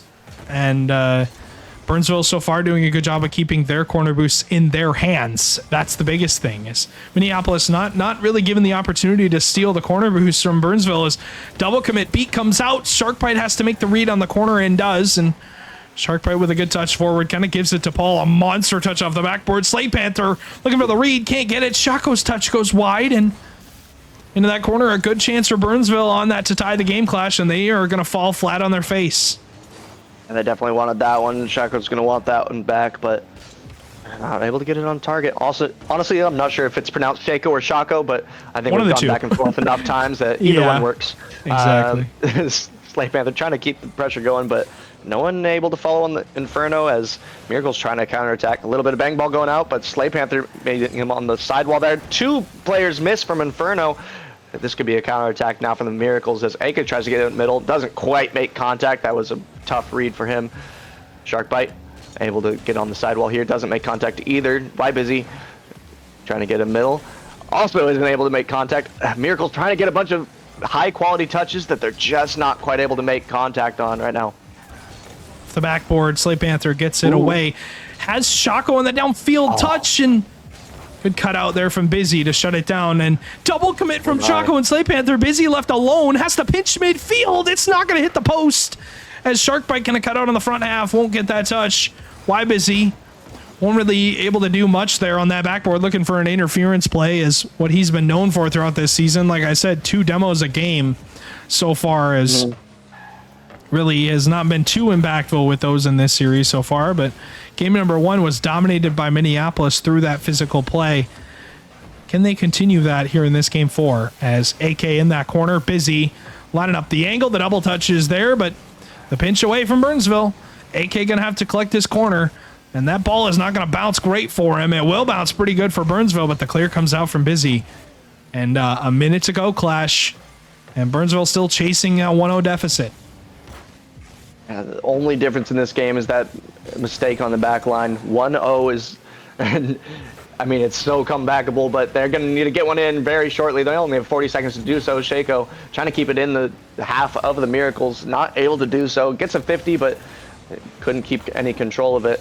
Slate Panther trying to counterattack here, but this one falls middle. Shaco able to get a clear out. Followed well by Slate Panther, kept into the Miracles half now. Shaco trying to get it middle. Slate Panther takes it over, not able to get the contact he wanted. Paul going for a fake, is able to beat out 1, but not able to get followed up. Inferno gonna have to play some back line defense with only 10 seconds left, and they need to be on the front line. Paul not getting the touch he wants. This one's gonna fall through. Why Busy puts the second one away for the Miracles. And Clash, we were both saying it at the start. We said we're going 5, and it's looking like we're going 5. As this one likely going to run out of time here, as 2-0 Minneapolis, 7 seconds left. It's going to tick away, and the Miracles have a controlled Game 4 performance. They will go to that Game 5, as Busy just wants a demo to send us to the Game 5, and that's exactly what's going to happen. Please tell me, God, we do not have another server reset. I don't think we do. I don't think we do. I think he's just trying to reset something, trying to leave the game, rejoin, see if it fixes things. It looks like there's like 3 players that are all having internet issues, but it looks local because I haven't seen any lag myself, and it looks like a couple other players are doing just fine themselves. So it looks like just internet issues individually, but yeah, Inferno letting a few slip, letting a few mistakes happen on their back line, and that's really the difference in this game. Yeah, and I think overall it's been just the small mistakes that Burnsville has made and Minneapolis has capitalized on throughout the whole series. And I highlighted the corner boost being taken by Burnsville a lot, and yeah, I mean, how many times do we see in that Game 4 where a Minneapolis player was rotating back and a Burnsville player slides right in front of them to just take the booster away from them? I mean, how many times did I see Busy on 0 boost because it was either Slay Panther or Paul just jacking his boost in the corner? If Burnsville can continue that, they can starve out Minneapolis and get a lot more cleaner opportunities where they don't have to rely on the 50-50 pinches like that for Paul as he opens game number 5 up 10 seconds in with a goal out of the corner. I'm not sure how calculated that one was. Sharkbite looks like didn't get the 50 that he wanted, and that was just a perfect touch from Paul, able to just barely beat him out, and no backline defense that was really in position for the Miracles. There was a player there, but he was super awkward coming off the backboard, and Inferno will take that one. It was, I feel like, mostly on a mistake from the Miracles again, but Inferno trying to get this one cleared out, and they're not going to be able to because Sharkbite plays so much faster than them on this play. Playing it off the ceiling, slotted away. This one's tied up. AK, great touch midfield. Got high on that, got a lot of elevation, didn't allow Slay Panther to hit that one away. And 12 seconds later, we're tied at 1 apiece here as Paul into that corner will have the pinch off the sidewall. Slay Panther plays past 1. Looking to play past 2, but can't get it by. You see AK rotating back behind Sharkbite to give him some pressure here in the midfield as Minneapolis really got to lock down that midfield, not allow Burnsville to get any open opportunities. Again, Paul going to jack the corner boost. Slay Panther going to demo Busy. They don't want Busy to have any opportunity at hitting the ball. As a big miss from Paul out of the backboard, we'll put pressure on Shako, who will have that clear blocked by AK, but Slay Panther in the midfield line. Paul will be beaten by Y Busy in that midfield, and these teams, mistake after mistake after mistake, and being covered up here by both defenses. You're out. Whoever can clean up their game in this game right now is going to be the one that takes it out, unless you just have those crazy 50s like Paul just had right here. I want to watch this one again. That's wow. I don't know if that was calculated or not. I don't think it was, but if it was, well done to you, Paul. He gets that one away, and Inferno will take that. Now they have the 1-goal lead right back. As Paul has a ridiculous double touch off the backboard, it will find its way in. As that pinch again on AK off the backboard. Sharkbite can't make contact. Neither there's Shako. As Busy in the midfield, again starving for some boost. Can't really find any. As that one will go to Sharkbite. Infield passer AK is not there. The clear comes out from Shako, putting pressure on AK's defense. Will touch it to the corner. The corner boost again stolen by the Burnsville Inferno as Paul will go missing on this. Anyone home for take the shot is no way. Busy. It was an open opportunity as Slay Panther didn't miss the contact on the counterattack. It's almost going to be Burnsville as Another miss from Paul will put pressure on Shako, and a lot of misses from Burnsville's defense here, and Minneapolis just can't seem to find a clean shot off of it. Both teams need to calm down right now because they're both missing so many hits. I know Rising Star isn't the most consistent, but right now it seems more inconsistent than normal. Both teams are trying to play really fast, it looks like, and they're both making so many mistakes. Whoever can slow this down, keep the control, is going to take this series. Inferno just need to hold on to the lead. They don't need to press as hard as they're trying to right now. Slay Panther able to get this one to the corner, trying to press a little bit. Shako, first one up to it, only one up to it, almost able to get this one away. If he got that one on target, that would have been a 2-goal lead, but instead we're stuck here with 1 goal difference. Slay Panther trying to keep the pressure going, doesn't make contact. Again, not getting the control that he's wanting. Both teams need to figure out a way to control this because Miracles are going to try to get one away, not able to. This is just so back and forth and so many mistakes happening, but we're also starting to see some physical play coming out from Miracles. And it's not really clean mistakes. It's not forced mistakes. It's just mistakes in general. It's simple plays that, we see these players make all the time. As Busy looks for a double touch, cut out by Slate Panther, AK looking for a flick, Shark Bite full boost. Will have that touch on the backboard. Awkward for Slate Panther to make it. And Busy has the read. He'll tie the game with 1, 2, 3 to go. And Shark Bite's touch wasn't the best, but it was just enough to make Slate Panther awkward. And Busy has the angle covered. And really, it's like I said, that wasn't so much a forced mistake. That was really just a simple touch that Slate Panther just didn't have enough boost to make. I think he even had boost. He just put himself in a weird spot. It's just, I don't know, the rotations are just funky, a little weird from both teams, and both teams are able to capitalize on these mistakes. Miracles back on the back line, finally slowing it down a little bit.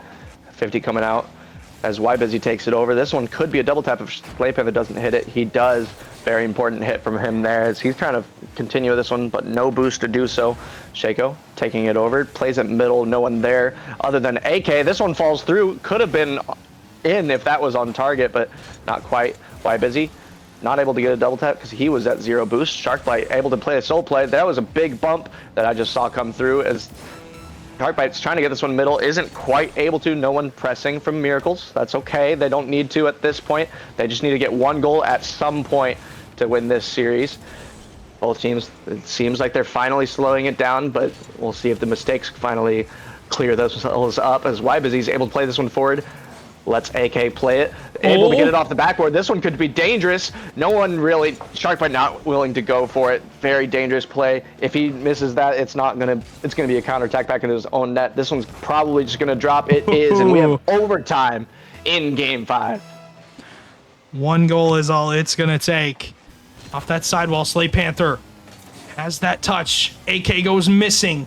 Paul will hit it off the backboard again. Sharkbite goes missing. The follow-up's there, and Slay Panther has it. And a Game 5 OT loss for the Miracles. Not really what you want to do here in the end of the season, but you have to give them credit. They gave it all they had, and it's unfortunate, but GG's all around. Burnsville going to take this one in 5, and you see why they're the 6th seed. Yeah. Not really much you can do there. Inferno played just slightly more consistent game. They had more. The one win that Miracles had in Game 4, it seemed very close, but Inferno had 2 blowout wins, and finally in the Game 5 we had another close one, but Inferno just able to get that last goal in. That was the only real major difference maker in this series, and Inferno take it, and they're going to take that one because it was not as clean of a series as I'm sure they would hope. Both of these teams, I would hope that both of them want to play cleaner than that, because a lot of server resets, a lot of issues as far as, the connection goes. Obviously not what you want.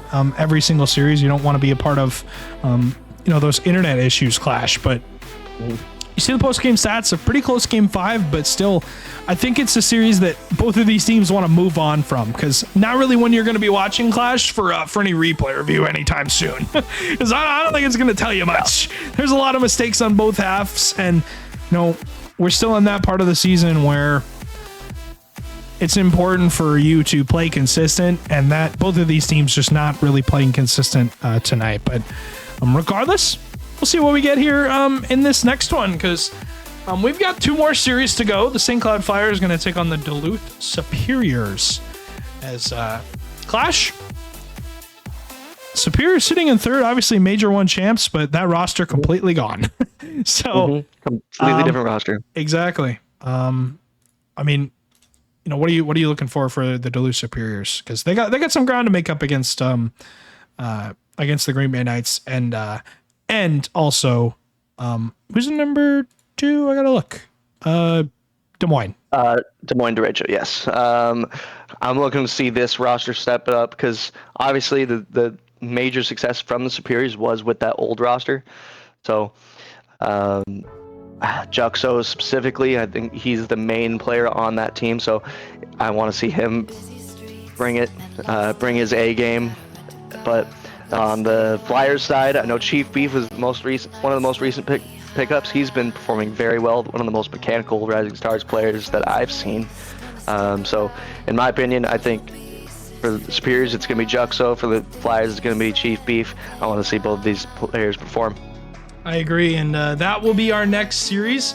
Flyers taking on the Duluth Superiors, and both of these teams, I think, going to be teams to watch out for. Clash mentioned it, and I'm going to agree with him, because obviously his pick, you were right tonight. You were right in that series. I was not. We'll see what happens as we're going to throw it to a really short break. Flyers Superiors in just a moment.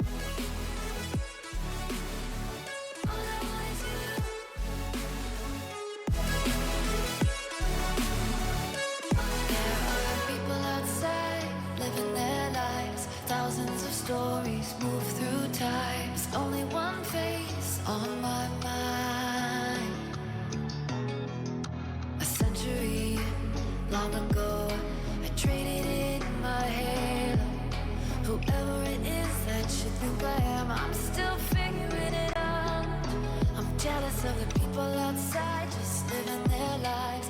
Millions of secrets get lost in the light. Tell me how to reach you, show me a sign. All I want is you.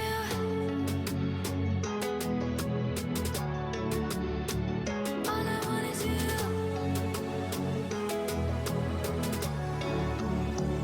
All I want is you.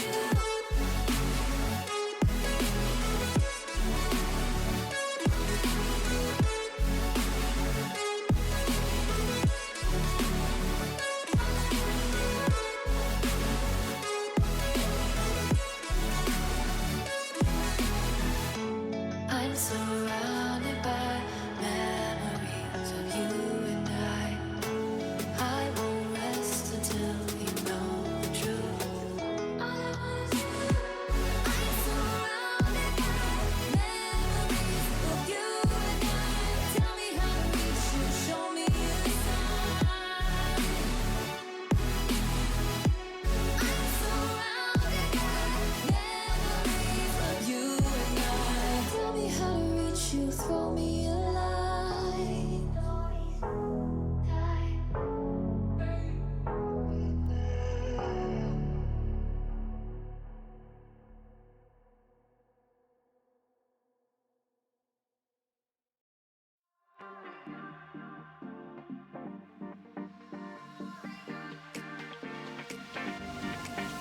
Your vision, when look in my jaw just dropped. Can't catch my breath. The sand in the hourglass has stopped. You light up my world in ways I can't explain. Your electricity's running through my veins. Oh, baby, I can't help it. I've never felt like this. Only you can do what you do. Only you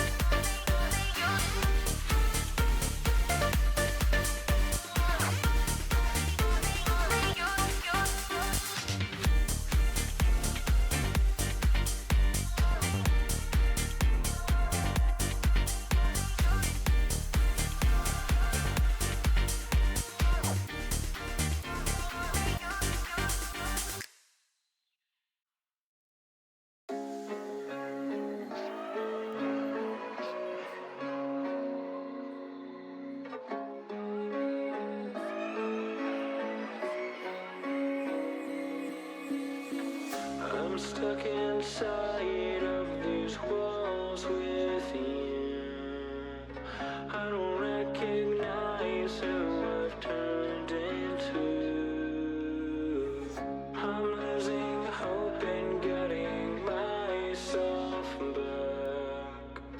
Everything around me is starting to turn black. Don't tell me you're hurting again. Tell me how wrong I am. Tell me how it's all my fault. Yeah, I've met my match again. Starting from scratch again. Where is the pleasure in all this pain? Don't you lie to me and say it's all okay when it feels like I'm drowning. I hate to say goodbye, but it's time to go.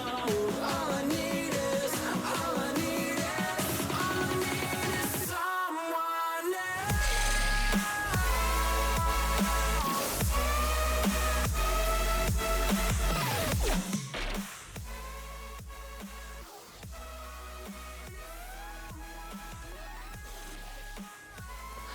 We are back, ladies and gentlemen, for some more Midwest Championship Series action. Rising Star Night has been fanfare filled for sure, as we've got two more series, two more. I'm still joined by Clash. Appreciate, Clash, your time as well, as hopefully I'll see you at LAN. There'll be a LAN announcement soon, so keep your eyes peeled for that. But am I DC from the? I'm DC from the Discord. Am I still here? Clash? Can you hear me now? Welcome back, I Stewie. hope you can hear me now. As yes, I'm here. Hopefully, Clash, you're able to attend LAN, because I would love to see you. Of course, casting on LAN as well. Anybody who wants to cast on LAN, please feel free to ask me. It's the most fun you will ever have doing anything besides playing on LAN. So, but regardless, Clash and I are going to bring you two more series. One more actually for you, but two more for me, as I'll be here through the whole time. But Clash, we previewed it before we left for the break. Yes. Flyers Superiors. What do you think? I mean, right now I'm leaning towards Duluth.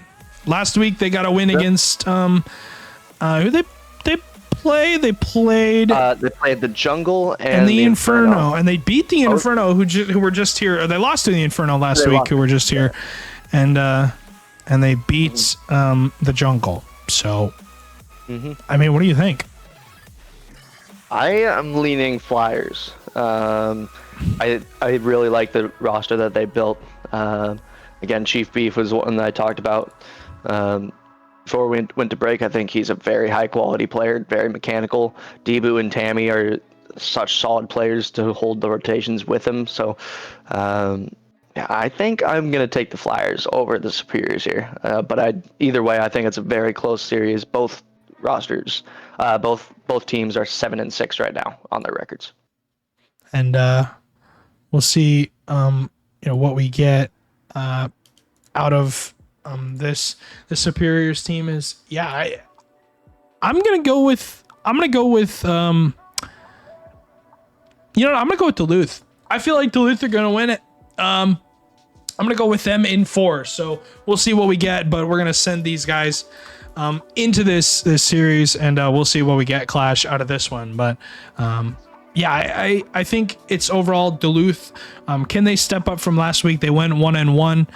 St. Cloud, looking at them, they went 0-2, lost to the Des Moines Derecho and the Hibbing Rangers, two teams who are very good in their own right.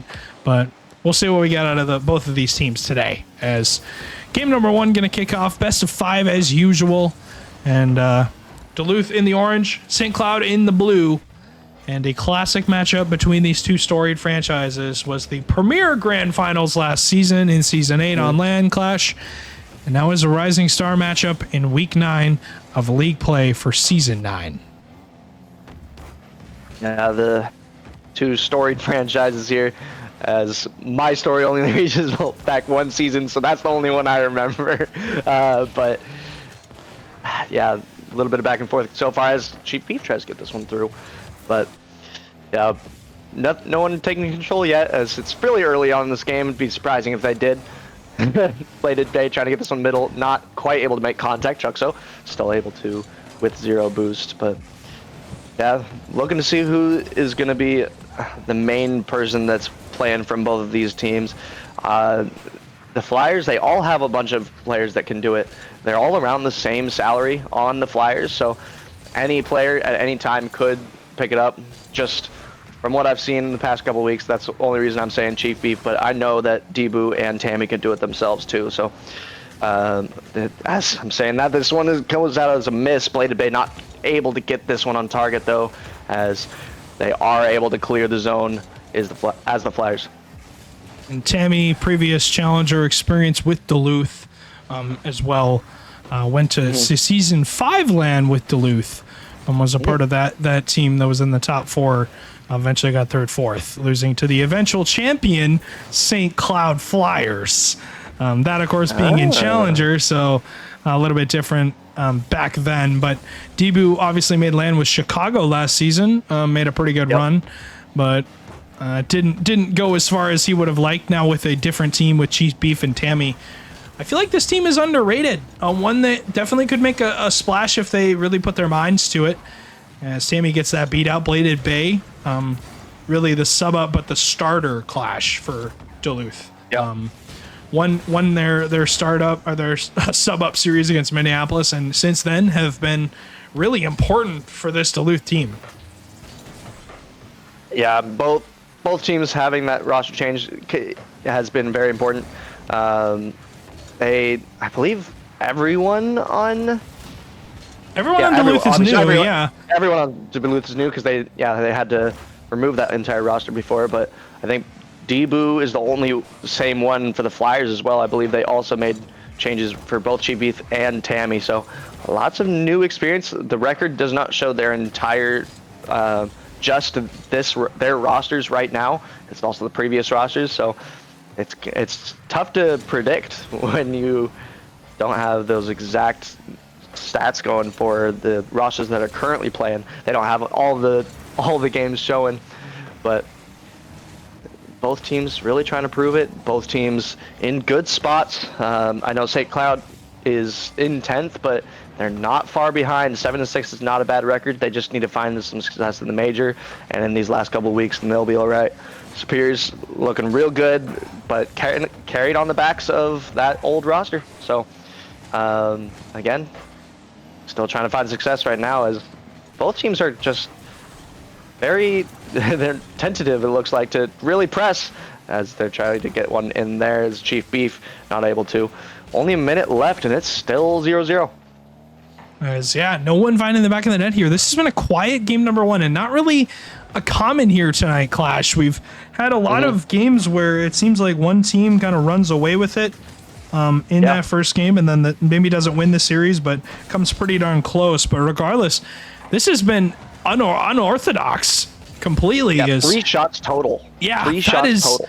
That is ping pong midfield at its finest. The miss comes out from, I believe, Baited Bays. It was Juxo, excuse me. Shag in the midfield. Can't really get much on that one. I think it's important for this St. Cloud team to get going, as is the Duluth Superiors, but 0-0, a weird tie to start this series so far, as Debu off that side wall will leave it for Chief Beef. The bump comes in from Tammy, who was running interference, but was not able to get that one to go, as Juxo in that midfield will 50 Bladed Bay, as Chief Beef trying to keep up the pressure into that corner. What does Duluth have with no time to go? Off the backboard, Tammy dunked. It's going to bounce awkwardly, as Chief Beef will have it down. Bladed Bay going to keep it up, as will let it fall is Juxo, and Duluth and St. Cloud locked in a 0-0 tie in game 1. I was going to say, I was worried about the kickoff after that much time playing midfield, and this one does fall in with only 11 seconds into overtime. We have the Flyers taking game 1 as a huge demo comes out from Tammy. As Debu will open up the series 1-0, as the demo does come out, and a big physical play for the Superiors, or the Flyers, excuse me, is they'll win game number 1 off of Debu, and game number 2 now on the cards, and a 0-0 essentially tie through the whole 5 minutes of that game. Do we see another 5 minutes of no goals for Duluth? I would hope not for them if they're going to win this series. I don't think so. I think that first game was a kind of a feel-out game. I don't know how much they actually felt out from each other, because I feel like both were, because both were trying to do that. It didn't get a whole lot done for either team. Clearly, there was 0 goals all the way up until that overtime. But I feel like now both teams are going to try to press a little bit more. Obviously, the Flyers are going to be a little more confident because they got that goal, but Superiors, I think, they're going to try a little bit more. I think we're going to see some fireworks now in this one. We'll see. Yeah, game number 2 up and running. About 10 seconds in. And what do we get out of this, this Duluth team, as they were shut out in game number 1. And St. Cloud up 1-0 and on the press. Bladed Bay, good touch. We'll block out Tammy's touch too. Huge play from Bladed Bay, okay, to keep this game from being down, to keep his team from being down, excuse me. But if you're the Superiors, you don't really think that it's a bad thing you got shut out in game 1, but it's a good thing that you kept St. Cloud to only 1 goal. So, yep. I mean, you got shut out, but still, it's essentially, it was an overtime. So you have to think, if a bounce goes differently or you don't get demoed there, it's your opportunity to win in overtime. So I don't know where I'm truly going with this, but I think Duluth still have confidence as the beat comes out from Chief Beef midfield. Tammy will fake that touch. Chief Beef gonna have to make another one, as awkward plays here for this St. Cloud side, but they do deal with it. So I guess you could say they did get away with a little bit of murder there, Clash, but regardless, Duluth still scoreless through a minute and a half now into this game number 2. Yeah, my prediction of fireworks happening in this one has not rung true yet, because we're 2 minutes in and no goals. Debu trying to get this one out of his zone. They're kind of stuck on the back line a little bit here, but once again, we're not getting many shots. No team is hard pressing when they're on offense, and I'm really looking for either team to start doing that. They're both just playing very patient. It's kind of the exact opposite of of the last series we watched. The last series, people were just flying at the ball, missing often, and not able to get the pressure that they wanted.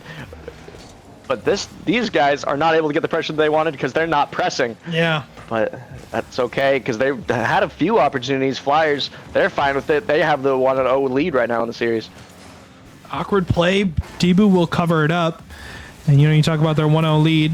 Debu will cover it up there. As you have to think that this Duluth team, when they do score, it's going to come in bunches. But for now, really held under wraps, as this has been a close series, and nobody able to make really any offensive chance go through just yet. And I mean, I think St. Cloud too is another team that when they score 1, they score 3. But when you're a good team, especially in this league in Rising Star, 1 loss can feel sometimes like 5. Where, I mean, St. Cloud coming into this 0-2 last week. Oh my! It's hard to play confident when you don't have a lot of confidence especially in the previous weeks. Yeah, as Tammy able to get this one through. It looked like the back line of defense was a little awkward here. 0 boost from everyone but the person in the corner. Tammy also just had enough boost to get that one. He did not have much. By the end, he was 0, but able to get this one away is Tammy, and Flyers up 1-0 now. As a minute 40 to go into the midfield, Shig will have that one hit away from him. Juxo will press into that corner. Can't really get much out of it, as Chief Beef will have that touch on the side wall, shut down by Bladed Bay. And a good challenge there will keep this Duluth team at bay for now. But still, on the offense are the Duluth Superiors, as they're trying to tie this game, but they can't win at 50-50. And that's one thing that Duluth have got to do better if they're going to win this series. This challenge game has got to be better. They can't let St. Cloud just let out of their half for free. 60 seconds to go. Juxo into that corner. We'll look for one more touch. We'll kind of get it, but running out of time are the Superiors and still pressing into those corners and Clash. It's just been corner play after corner play. You got to look in field if you're going to find a shot. As finally they do that, ping-ponging around is the ball in the front half of St. Cloud's net, and they will get away with it and escape for free somehow. I want to see some demo plays coming out from Superiors because right now Flyers are just holding so well on the back line. They only have 30 seconds as the Superiors to get one away. I don't know if they're going to be able to. They haven't been able to find much of anything as Chief Beef's trying to take it the other way. Debu able to get this one forward, but not quite on target. Tammy still pressing. He's been the physical player for the Flyers so far, excuse me. Has multiple demos in the last one. This one almost finds its way through. It will not go through.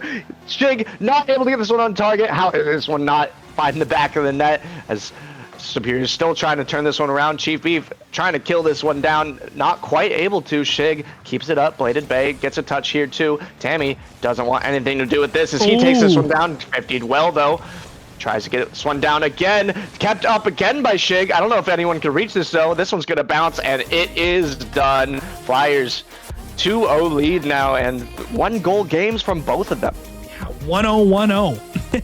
It's been essentially a 2-0 series so far. As I mean, not much you can do if you're the Superiors, as they can find the back of the net once again in this game number 2.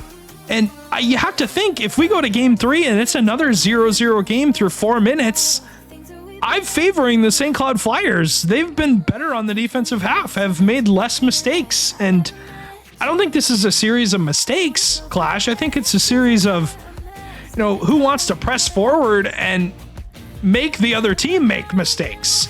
There's no forced mistakes by either of these teams right now. I want to see physical play coming out of the Superiors. The Flyers have a little bit coming out from Tammy. He's getting a few demos. He did in the first one, and Debu had it in the last one, I guess.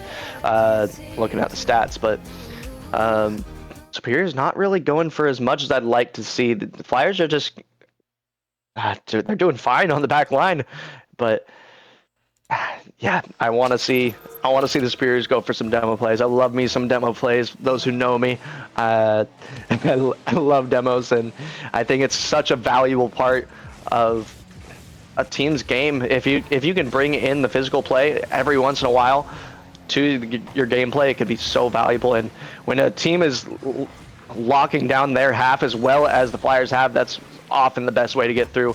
With no goals coming through so far from the Flyers. Sorry, from the Superiors. As I say that, though, Superiors get their first one of the series. Here we go. Finally, Duluth breaks through as bounce shot from Shig will find its way in the back of the net, and Juxo's touch will go freely on the backboard. As finally Duluth are able to get their first on the board, and right off the kickoff, St. Cloud with a little bit of chance. Midfield challenges from both teams is all going to go into the side of the Flyers for now, as the bounce going to go up high. Shig is there, will be dunked and beaten by Tammy, as Debu's turn touch is double commit again. Is Tammy open net, finds Debu. Debu goes missing, as Juxo will clear his line, but won't have the turnaround touch, and that got hairy real quick for the St. Cloud Flyers on offense. That one should have been in the back of the net, Clash. It absolutely should have, but it wasn't, and this one is going to be, though. Chief Beef able to put away an open net, bit of a miss as Bladed was coming off, trying to read the corner bounce, but more read Debu's hit. Debu never hit it. It was a bit of a whifty, and this one falls middle. Flyers able to tie it up. And 4:04 still left. St. Cloud, good answer there to keep that one up, as Debu off the ceiling will drop it down, saved by Juxo, and Juxo another touch into that corner will pinch it away, and a good defensive play from him to keep this game even, as you got to think that if you are the Superiors, you need a step-up performance from somebody. Somebody's got to be that guy, and right now Shig and Juxo looking to make that happen. Bladed Bay a little bit quiet in this series, but I mean, you can't expect somebody to pop off all the time, but I mean, a little bit more consistency from Duluth as a whole on offense would help them a ton.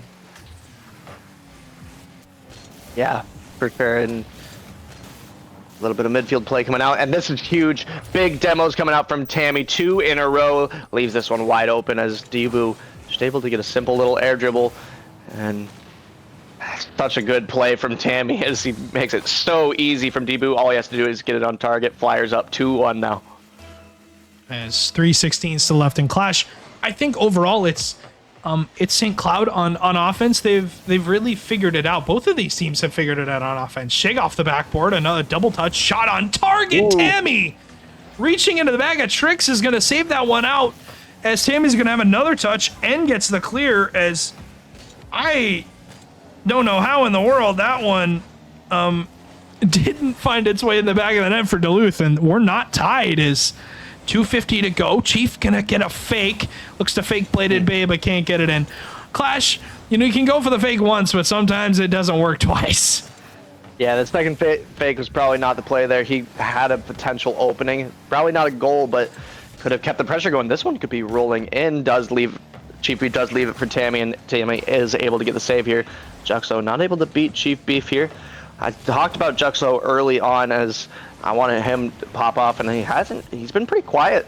They only have the 1 goal, and it's from Shig.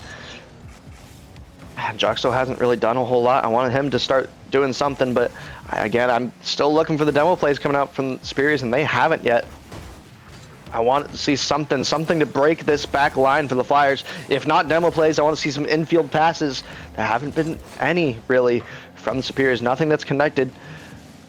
Shig tries to get double tap it here, leaves it. Juxo almost able to get it away. Bladed now on the retreat with 0 boost. I mean, eventually it will happen. There's 1:40 to go. Duluth, you gotta tie us up here, otherwise your series is done for the night and you are swept. But right now they're still giving it everything they got, and both of these teams giving it everything they got. We can only ask for that. As Shig, no boost, really can't do much with this. Double commit with Juxo, and Cheap Beef just gonna outplay both players and force Bladed Bay back into his net. Gotta sit there and expect a touch, but really can't get much. As 70 seconds still left. Duluth still down by 1, but on the press. Shut down again by Chief Beef. And they gotta play a little bit of defense here. Ooh. As you have to think that eventually Duluth is gonna break through, but 60 seconds left. They got to do it pretty quick, Clash, or otherwise their series is done. Finally, an infield pass coming out from the Superiors.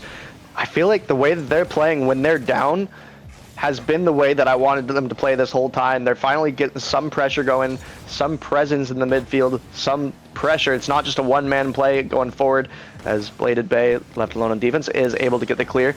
A little bit of risk can really spell some reward, and the Superiors need that right now as they only have 30 seconds left. Flyers just trying to hold the line, able to hold the midfield right now is Tammy. Debu, 0 boost, just forcing out the player, is able to. Chief Beef, full boost. He might go for the double tap here, is almost able to. Shig, though, clears it out well. Now they have to get it back upfield as Shig presses this one forward. Chief Beef cuts it out. No one there from the Superiors as Tammy takes this one over. For air dribble is 2 Flyers players, and it works wonders as it works as a fake as well. Tammy able to get this one in and beats the last defender. 2-goal lead now from the Flyers. And St. Cloud really doing everything they want in this series. And tough one for Duluth is, I mean, they're technically going to only score 1 goal here, Clash, in this series total if it ends like this. There's 5 seconds to go. Bladed Bay looks to make it 2. They will get 2. And with 1 second left, there's still a chance if the ball stays up, but it's got to bounce in favor of Duluth in order for that to happen, as this would be a monumental moment. St. Cloud on match point, 1 second away from doing this, as it will stay up, but it's going to bounce down right away. St. Cloud not going to get much out of that. GG's all around. The Flyers will sweep this series, and they make quick work of the Duluth Superiors. And coming off of an 0-2 week, Clash, they didn't look like an 0-2 team. No, they did not. The 2 matches last week were tough ones, Derecho and Rangers, so I'm not too shocked that they were able to bounce back from those, because it's not exactly a warm-up being a week before, but I rate their team. I think their roster is very good, and clearly they proved it in that one. Chief Beef, Tammy especially, in my opinion, bringing out both physical play and goals. Very well done by the whole the Flyers roster. Debu was great on the rotations, everything like that. Superiors just couldn't do anything with how the Flyers were playing. Yeah, and not much you can do there is, I think the Superiors gave it everything they had at the last game, but it was just too little, too late. And 2 1-goal games is tough because you can do a lot, Clash, when you score a lot of goals, and it feels like you can change more. But when you're not scoring goals, it just seems like you try and make adjustments and nothing works. But really, St. Cloud came into this series and played well throughout the entire time. So congratulations to them as they'll get that sweep. And Clash, appreciate your time tonight as you'll sign off for the night. I'll still be here. We got one more series to go, showing you the schedule. Jungle and Senators. I believe this is the Jungle's debut on stream. I have not seen this roster play yet. So we'll see what we get. But they're going to take on the St. Paul Senators, the 15 and the 16 seed. Yes. Oh, boy. Clash. Yeah. It should be an interesting one for sure, but we're going to throw it to a break. Not show it to a break? How do you show it to a break? What does that even mean? We'll just show the break screen. Yeah. Yeah, we'll just show the break screen. That's what we're going to do.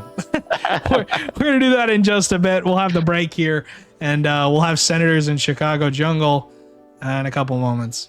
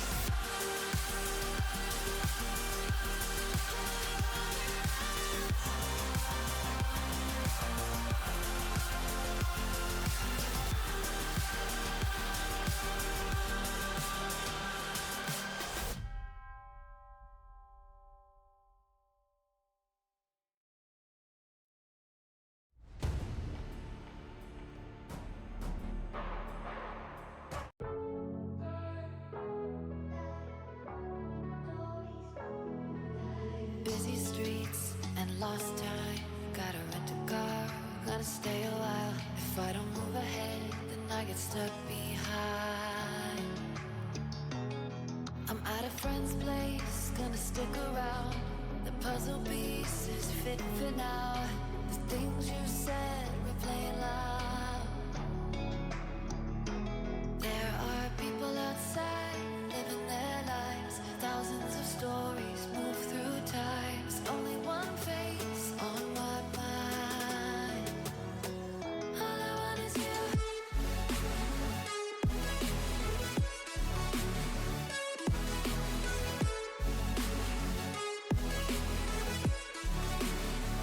All I want is you.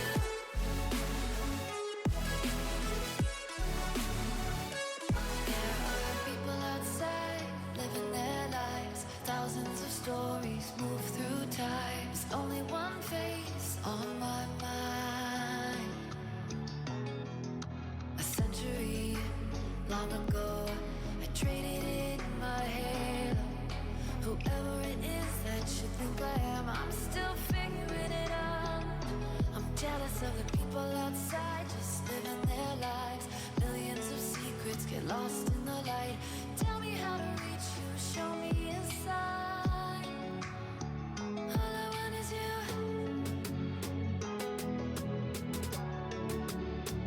All I want is you.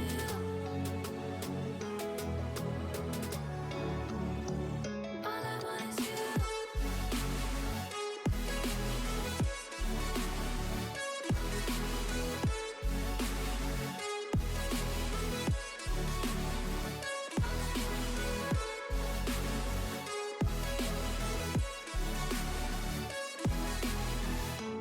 I'm surrounded by memories of you and I won't rest until you know the truth. All I want is you.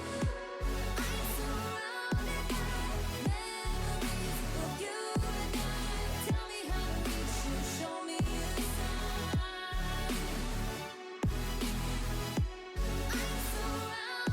by memories of you and I. Tell me how to reach you, throw me a line.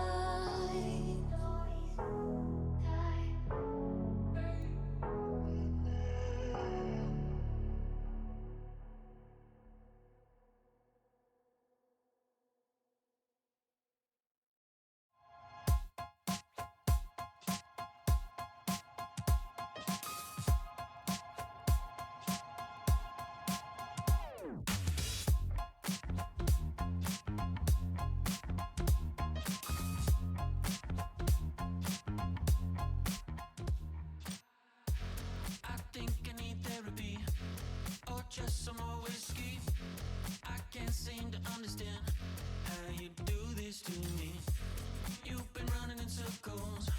Welcome back, ladies and gentlemen, to some more Midwest Championship Series. I am joined by the GOAT himself, V15. V, it's been a long time since you and I were on a desk together. Yes, it has.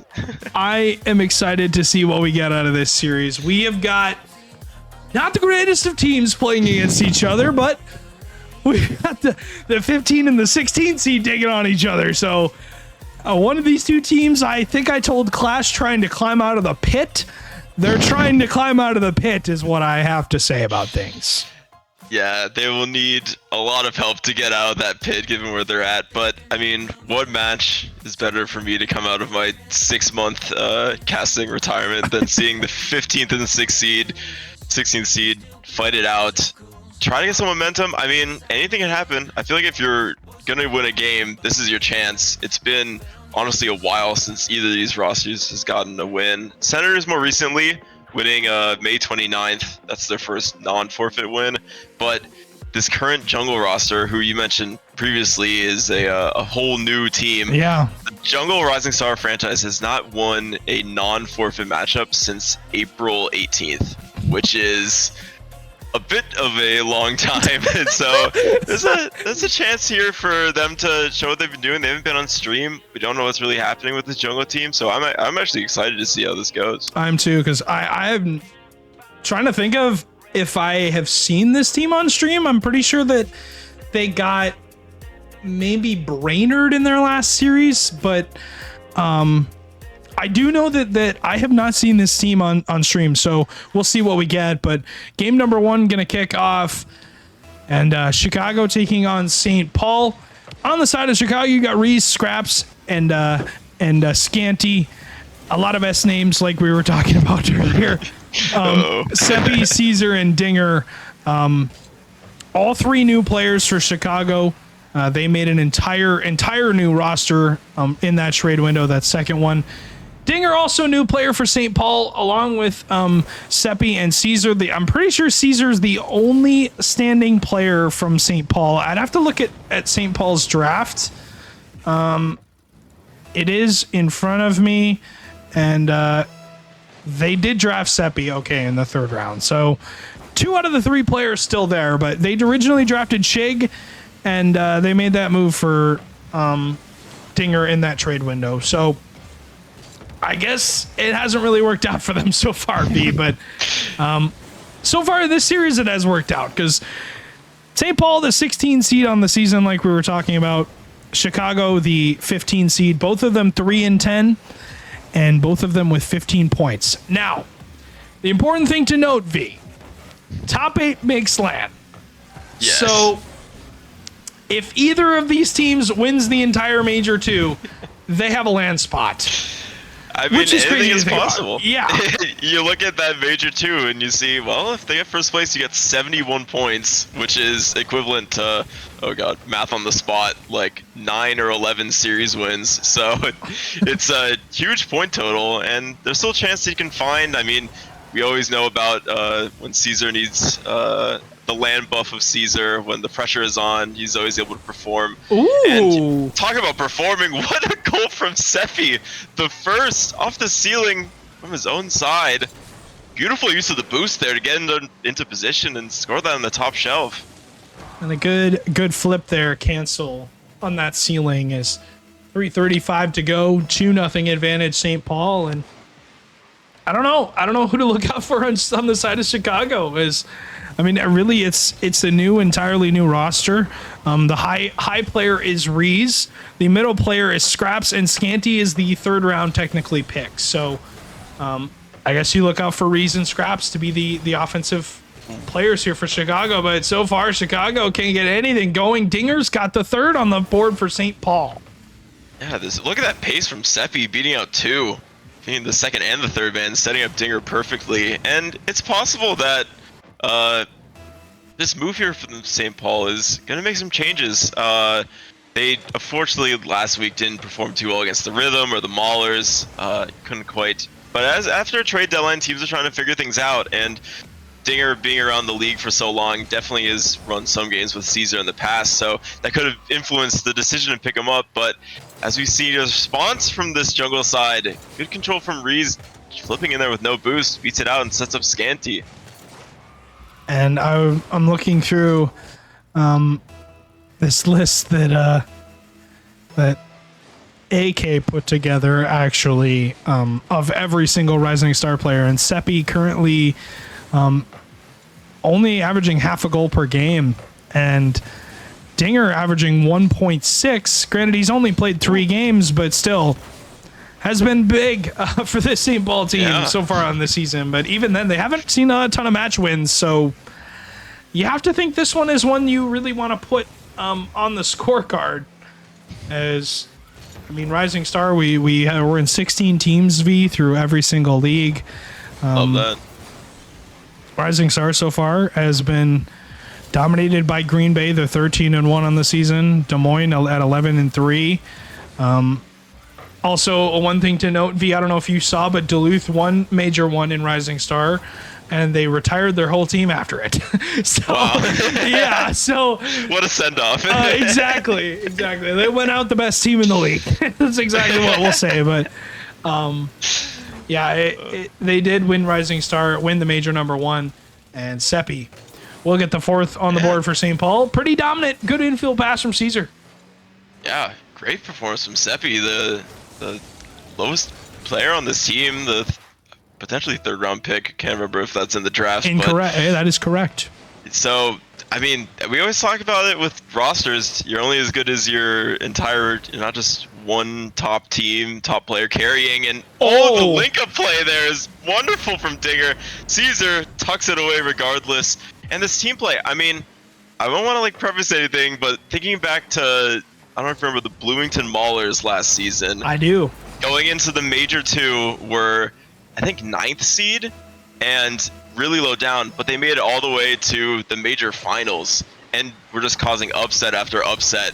We're looking like one of the strongest team in the Rising Star after having such a bad early start to the season or majority of the season. So you look at a team like the St. Paul team leading, unfortunately now 5-2, but they could look to cause some chaos coming up in the next few weeks. Yeah, if they made that move in that second trade window, so I mean anything is possible if they can make a run, but they're going to need a good major bracket. Obviously, it's Swiss for the first week, and then single elim in that second week. Our first major was only in just a double elim bracket for every single team. So we had 8 quarterfinals to go through.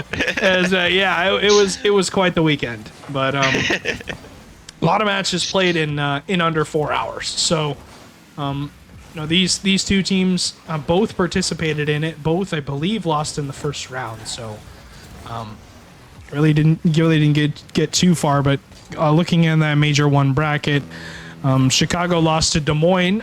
Des Moines, the eventual semifinalists, losing to Minneapolis. But Des Moines, they lost to them in 5.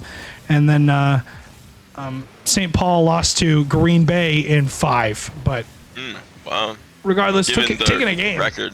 Yeah, given the record, taking a game off the number 1 team in Rising Star. And Green Bay fell short in the major to the eventual champion, Duluth Superior. So anything is possible. That's the thing is, I mean, Premier especially, it feels like anybody can win. And I mean, honestly, it's just so far this season has been really just anybody can win at any time. And I think overall it's really been a season of ups and downs for a lot of teams, but a lot of goals being scored here for St. Paul in this first game. 6 on the board, and I mean, they were finding the back of the net. They're definitely not scoring. I know that Clash is somewhere out there just punching air, thinking back to the fact the previous series only having 5 goals. This one's already got 8 in the first game. I'm loving the bloodbath. I'm loving the offense, and I'm looking at the plays. Good setups, and could we get another one? Of course we do. Dinger had to get in on getting the hat trick, trying to get himself up in the score sheet, keep up with his 1.6 goals per game average.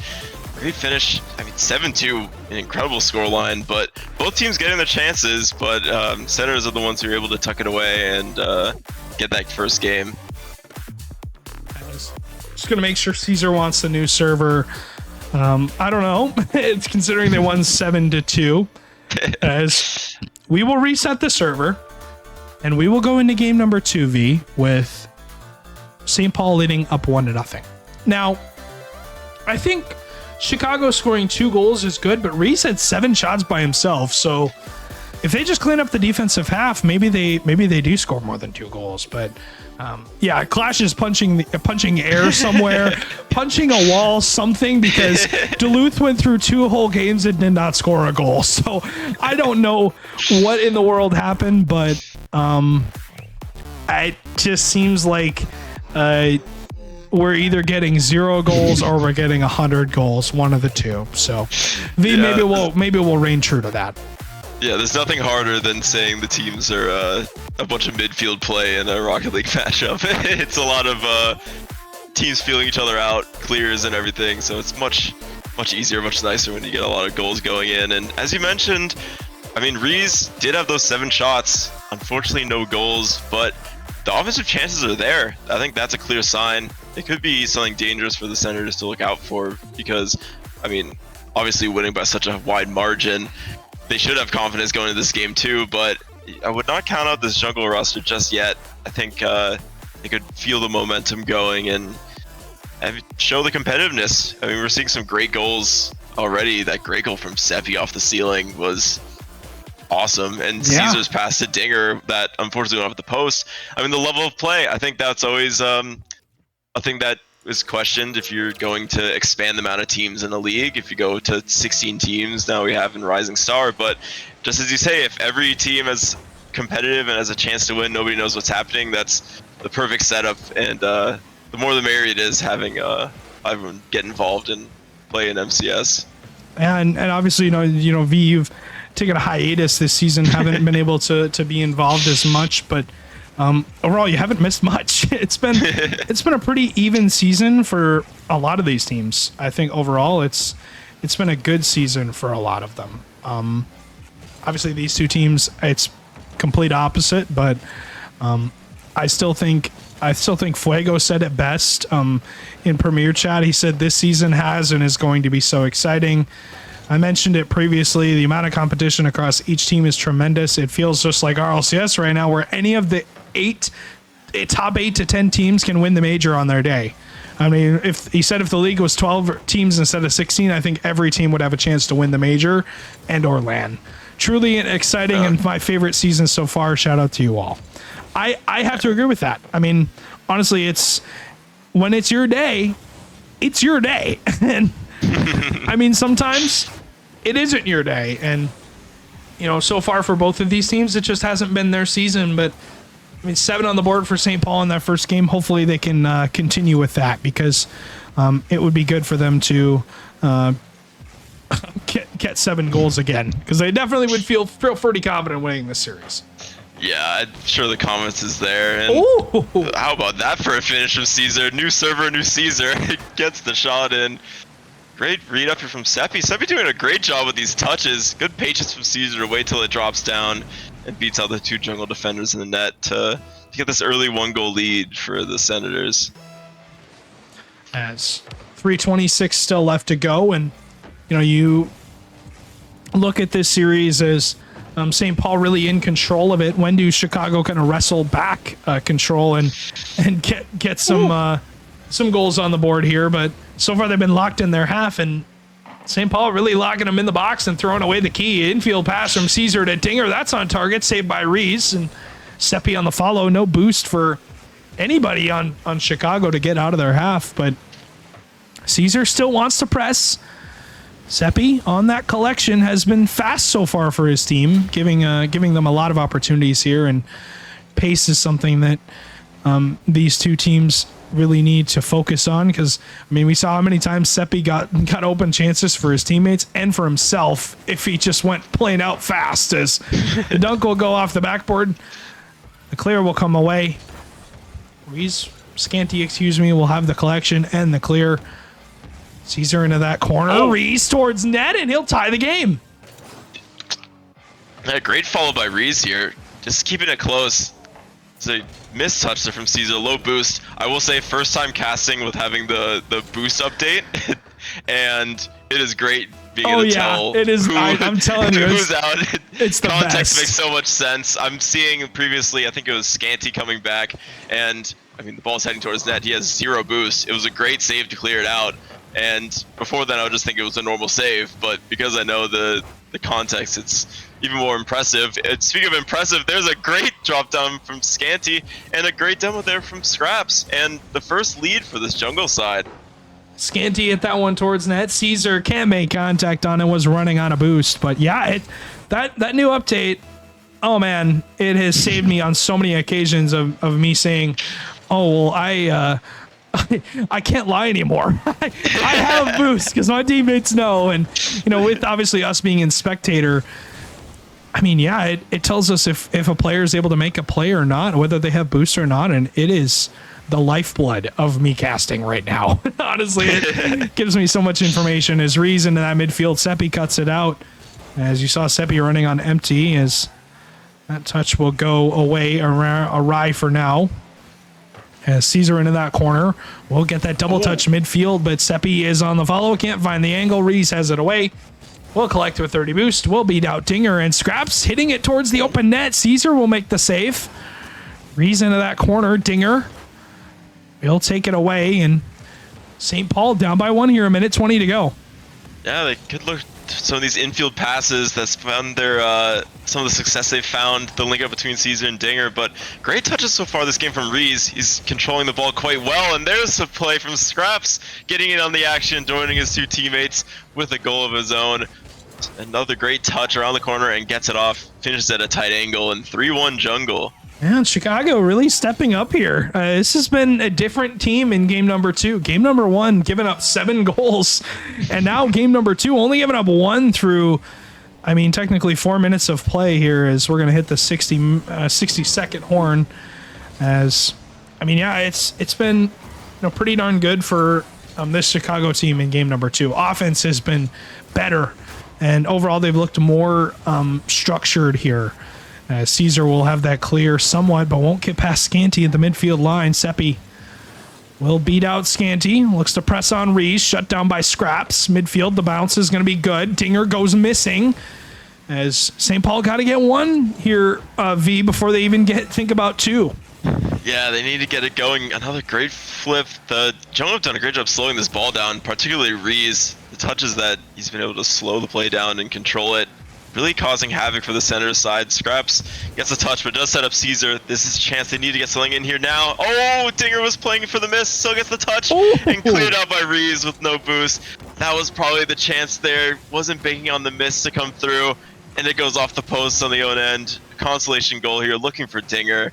It will drop down, and the Jungle even up the series after a really dominant performance by the Senators and respond to tie it up 1-1. Yeah, shout out Chicago.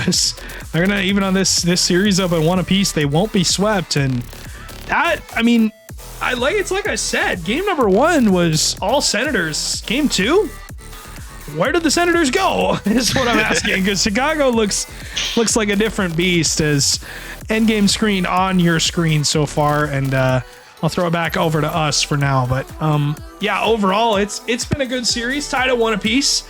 V and I enjoying this. I don't think it's a toilet bowl at all. I think it's just 2 teams that have had a tough season so far, and a lot of moves for the Chicago Jungle, but I think they stay confident through this series and see if they can get a win here, because they are the higher seed. And anything is possible, like you said.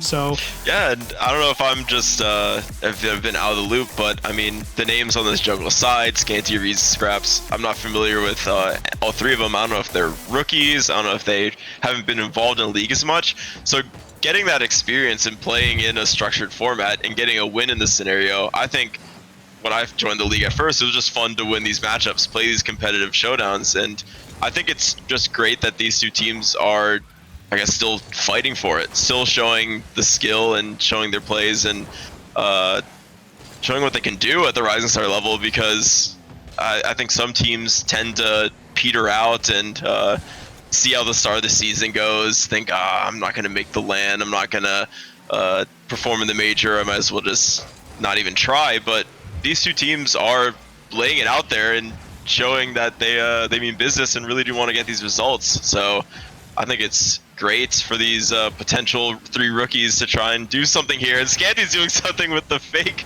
musty flip. Mechanics are coming through, but it is cleared out by the Senators. Kicked out to the middle. Dinger gets the double touch. Caesar with low boost, shoots it back post. What placement. The old heads of Rising Star link up once again, and starting it off, getting that first goal of the series in this game 3. I mean, they may be old, but experience sometimes prevails. As St. Paul up 1-0 here in this game 3, 1-1 final series of the night. Both of these teams need these points and need this win, as Reese will go missing. Sidewall, Dinger shut down by Scraps. Caesar towards net. The bump coming out for Dinger, but will get bumped himself, as was looking for a physical play, but ended up getting being on the receiving end rather than the dishing end. As oh my! I don't think Scanty was planning on that, but he definitely made it work. That was insane. How did that not? I was thinking it was going to be an own goal, at least from that angle, but clears it out with pace. Oh, now there's a chance again. Scanty up, sends to the corner. Caesar gets to beat. This could be a one-on-one situation. Will he look to find Dinger in the middle? He does. Oh, can't quite link up just behind him. Dinger though cuts in head. More aggression coming through the jungle. I was gonna say last game was really well done on their offense. They really just diversified what they were doing. We saw a demo play, we saw a close shadowing, and a little double off the corner. So multiple ways of attack for this jungle side, whereas we haven't seen as much with the Senators. There could be a chance there, but jungle cannot get it on target. Cleared out once again, but Reese now with boost, going off the sidewall. Potentially looking for a team in the middle, looks for the reset, can't quite get it as Caesar touches this one down. Scanty pinches off the sidewall, important win in this midfield, kicks up back to the middle. 2 are for the jungle, but one of them is able to get them in Reese, trying to find another infield pass, but Dinger again covering this midfield off, doing a great job of shutting down any chances for the jungle, making sure that they can't link up like they did so previously. And I mean, Dinger's just everywhere right now. He's blocking everything they can, and it's helping out the Senators side get their own offensive chances. Seppi towards net, shut down by Reese, and yeah, chances on chances for both teams, but really it's been this Senators side to have the majority of the offense, but I think they'd be better suited to figure out how to score more than one, because I mean seven goals in that first game, they dominated it, but ever since then they haven't been able to find the back of the net more than one. As a minute 40 to go, jungle looking to press Reese into that corner, shut down again by Caesar. Scraps will have that sidewall touch, good positioning to make sure they can do that as Dinger finds Caesar in midfield. The old heads combining for a shot, but aren't able to do much with it, V. And again, struggling to find any sort of chance are the Chicago jungle, as they can't break through just yet. Infield for Scanty. It's going to hit the bar. Reese is towards it. He picks the corner, and great placement for Chicago. They tied the game. Oh, really good chemistry on this play. Great pinch from the Scraps, and reads that he's not going to be able to get the shot. It's going to go past him, goes straight to the net, gets Caesar out of that back post position, and Reese has the class, has the skill to place it in that bottom right corner, evening this up. I think that's what was missing for the jungle in this game. They were getting these opportunities, they're getting these sidewall hits, but they just couldn't get that final touch to find another teammate to put it away. And they were able to do so. Speaking of some more teamwork, there's a great pinch down the field. Reese with low boost, send it towards the back post. No one is over there. Scraps is going to step up, gets a good double. Dinger, importantly, keeping this one close. Well done, takes it around 2, but Reese, full boost, looks to catch this one. Beat out by the no boost Dinger, just one-man arming his way through the whole defense. Gets cleared out this time from Scraps. 30 seconds remaining. Scraps, this is a great ball into the middle. Scanty has low boost, pressuring. Scraps trying to get the double, cannot get onto it. Seppi has low boost here, needs to find a teammate towards the middle. Another good interception. Midfield interceptions are the name of the game so far. Each team is doing a great job making sure that no one is able to link up, find that powerful shot towards the net. Scanty sends this one through. Caesar with low boosted once again. And now Scraps off into the corner. Missed there. Could be a chance. Dinger cleaning things up from the back post. This one could be a chance here. Scanty's up to try and put this one away, and he goes back post as we get overtime in game 3. Yeah.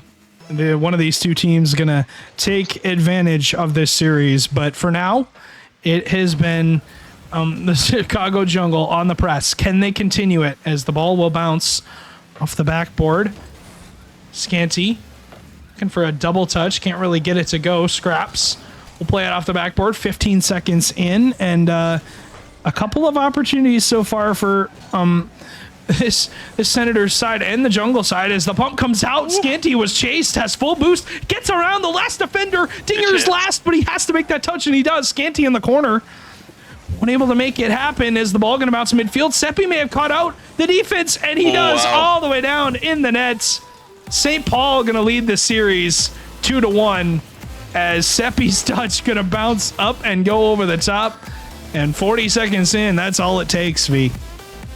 Yeah, important play there from Seppi. Great job intercepting. It felt like that the overtime was just end to end. Each team was sending 2-3 players to the ball, and it seemed like a counter-attacking opportunity appeared each time, every 10 seconds really. But all in all, Senators get that win. It did feel like the jungle worked their way back into that series and asserted themselves, but it's just a great counterattack play and great stalwart defense from the Senators team, restoring their advantage, giving them a chance to break out of their last place positioning and get a big victory, just bunny hopping someone in the standings, and I think potentially evening themselves with the team that's in 14th based on goal difference. So slowly, ever so slowly, trying to get up the standings as many points as you can get before the second major here would be a blessing.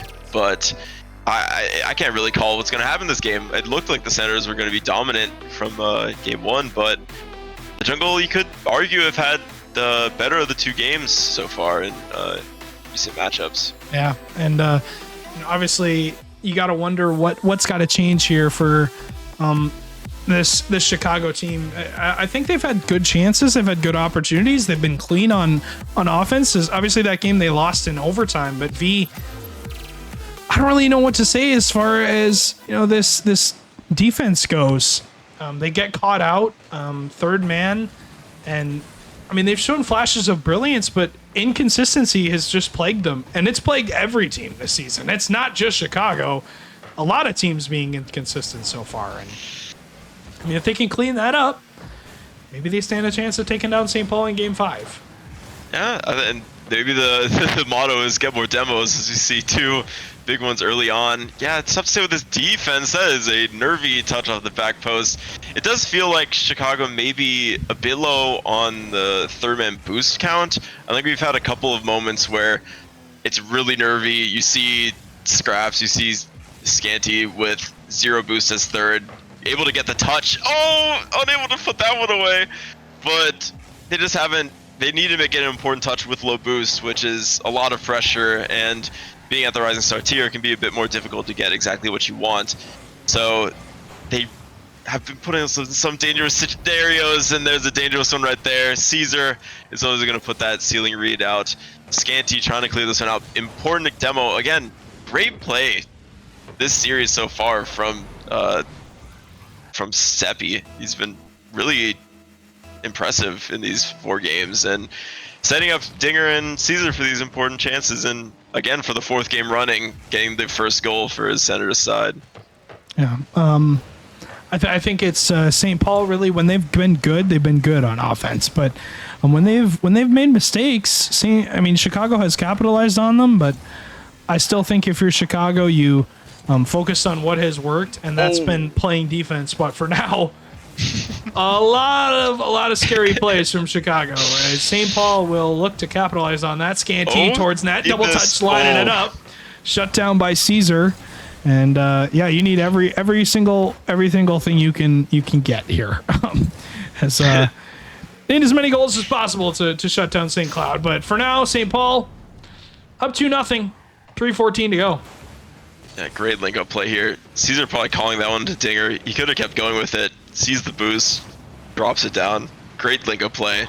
I mean, the duality of of Rocket League, where Caesar has that chance to put it on target, somehow doesn't find the net, and then comes back and makes a great crossbar save to stop the Jungle from putting away a double tap. And speaking of the defense, Caesar once again making the big save. Could be a chance here from Seppi on the launch. Dinger's up there as well, trying to nab it. My God. He cannot. Seppi just launches it down, and all of a sudden it's a 3-0 lead for the Senators out of nowhere. And Scraps again, no boost here, really unable to do anything with that ball. But I mean, what a shot. That's not being saved regardless. Yeah, not really much you can do as you're giving it your best shot if you are this Jungle side, but St. Paul just a different beast here in Game 4, and it's looking a lot like that Game 1 where, I mean, it's all St. Paul, and Chicago kind of just chasing as they hopefully can get one back here, maybe get back in this series, but it doesn't seem likely. As they got to find some offensive chances, and they got to do it pretty darn quick if they're going to win this series. As they're down 3-0, yeah. And Scraps on that backboard again on defense are the Chicago Jungle, and they can't break out. Dinger holding them in the midfield line, and what can you do when you don't have a ton of boost and you can't get out of your half? As I don't even want to think about what just happened. That is an unfortunate takeover from Scraps. The ball, I didn't even see that. Pumps can't be bumping to Seppi. Wow. I mean, even Seppi's apologizing for that one for going in. I think it's just, if it's not your game, it's not your game. They've had the chances. I mean, they're having the shots and they're just getting counterattacked and tucked away. This could be an important touch off the crossbar. Reese is unable to put it away. Seppi dribbling it down. Caesar off the backboard now. Reese with low boost, and it's looking particularly dire for this Chicago side. Some mind games though. Reese takes it around 1. Oh, it's off the crossbar and it doesn't fall. 2 jungle players trying to get the read, and they just cannot find that finishing touch that they need, and that's got to be so frustrating that they're generating these chances. They're getting the ball where it needs to be, but it's just not finding the back of the net just yet. I mean, the frustration has to be building because, you know, you're really giving it everything you have, but I mean, St. Paul just scoring goals at will at this point. As I mean, that bump from Seppi went in as that's another open net. Dinger's going to make it 5, and a minute 22. It is all St. Paul. I mean, the 16 seed looks pretty darn good. As Dinger's doing backflips into his own room, all the confidence in the world. Oh man, if only I could see if I had it pulled up. They're feeling good. I mean, this is probably the worst take I can make, having not watched really any other Rising Star matches, but this St. Paul team looks good. If this is the 16th ranked team, I think they could definitely cause some chaos in a Swiss format. They find their heat, they're finding their stride at the right time, and that's really all that matters. And it feels like there's just so much space for the centers. I don't know if they're manufacturing that themselves or if the jungle are sitting back a bit, but they kind of just wait and see what happens, see what the jungle want to do, and then, oh, here's my moment to contest this ball, and all of a sudden they're back on offense as Caesar takes it around 2. Some room here for Seppi, trying to find Dinger on a pass. Good intercept by Scanty with low boost, but yeah, once again, really nothing they can do to clear this one out. There's a lot of momentum back towards their own net, and there's gonna be a chance here from Dinger. Great save from Scanty, keeping the center at 5, trying to find some positives out of this matchup, and get the result. Did not get the result they needed as they fall into 16th place, but all credit to the center's side for really coming out, responding, coming out hot in that game 1 and responding after losing that game 2 to eventually take this series. Yeah, and a good response after that game 1. This looks more like the Senators we saw in that first game. They're going to end this series with a 3-1 win. When it hits the ground, they're going to keep it up for now. Ree's going to hit it across the field. Seppi won't let it drop just yet. Dinger and Caesar going to combine to keep it up. They want one more just for funsies. The ball won't bounce their way. Regardless, GG's all around. As, I mean, not much you can do if you are the Chicago Jungle. You had one good game, but other than that, it was controlled by St. Paul. And heck of a series to come back to. Definitely. Yeah, for I'm sure. fan of the goals. Why not see some action? See some for sure. Teams battle it out and showing the real class of the Rising Star tier, showing the ability that they have and the real strength of the tier, even with expanding into 16 teams. I think it's a great sight, and of course, many credit to the shout out to the MCS staff for making it such an enjoyable season and keeping it all running. Shout out Stream Team, of course. Oh yeah, the and goats. keeping it rolling. I think it seems to be thriving. I think the players are enjoying it, and excited to see how these teams match out. We've seen some competitive matchups. We've seen some teams on the run like this Green Bay team, and yeah, I think it'll be a good end to the season here as it's approaching the quick turnaround of the majors and the qualifications and eventually land. It's going to be a good summer, I'd say. Yeah, for sure. As we're drawing towards the middle of summer, kind of towards the end of the start of it, but yeah, it's a big win for St. Paul. They needed those points, and to put it into perspective, Duluth, they're 7-7 on the season. They're in third V with 56 points. Without the Major 1 win, they would not be in third. There's no way, as they would be down in probably 9th or 10th is the math. But regardless, St. Paul here moving up to that 15, Chicago going to 16. Just basically a flip of the seeds here, but yeah, anything is possible. And with the acquisition of Dinger, who did did come in that second trade window. I want to say was a trade, but yeah, I think it'll be good for the St. Paul team because I mean it'll be like you said, they're major to make upsets, to cause problems, and I think if they if they be the villains, they will be the villains. I think if they focus on that, they could give a lot of teams issues. But that was our final series of the night. We're going to take a look at the schedule and look back on the series that happened. The Green Bay beat the Buffalo in 4.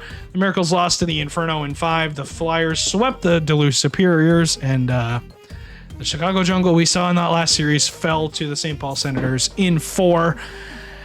And that'll do it for our evening. Appreciate everyone for joining us. Appreciate V15 for the last series, as always. Maybe I'll get more of him next week. Hopefully, week 10. Actually, it's not next week. It's we got a bit of a break after this week, but hopefully we'll get more V15. But regardless, you'll get more of me as always because I'll always be here. But regardless, V always a blast. And thank you everyone else for joining us for another Rising Star Night on Thursday. We'll see you tomorrow for Challenger. As always, when is it, V? It's at 6 p.m. Central Standard Time. That's when it's happening. We will see you there.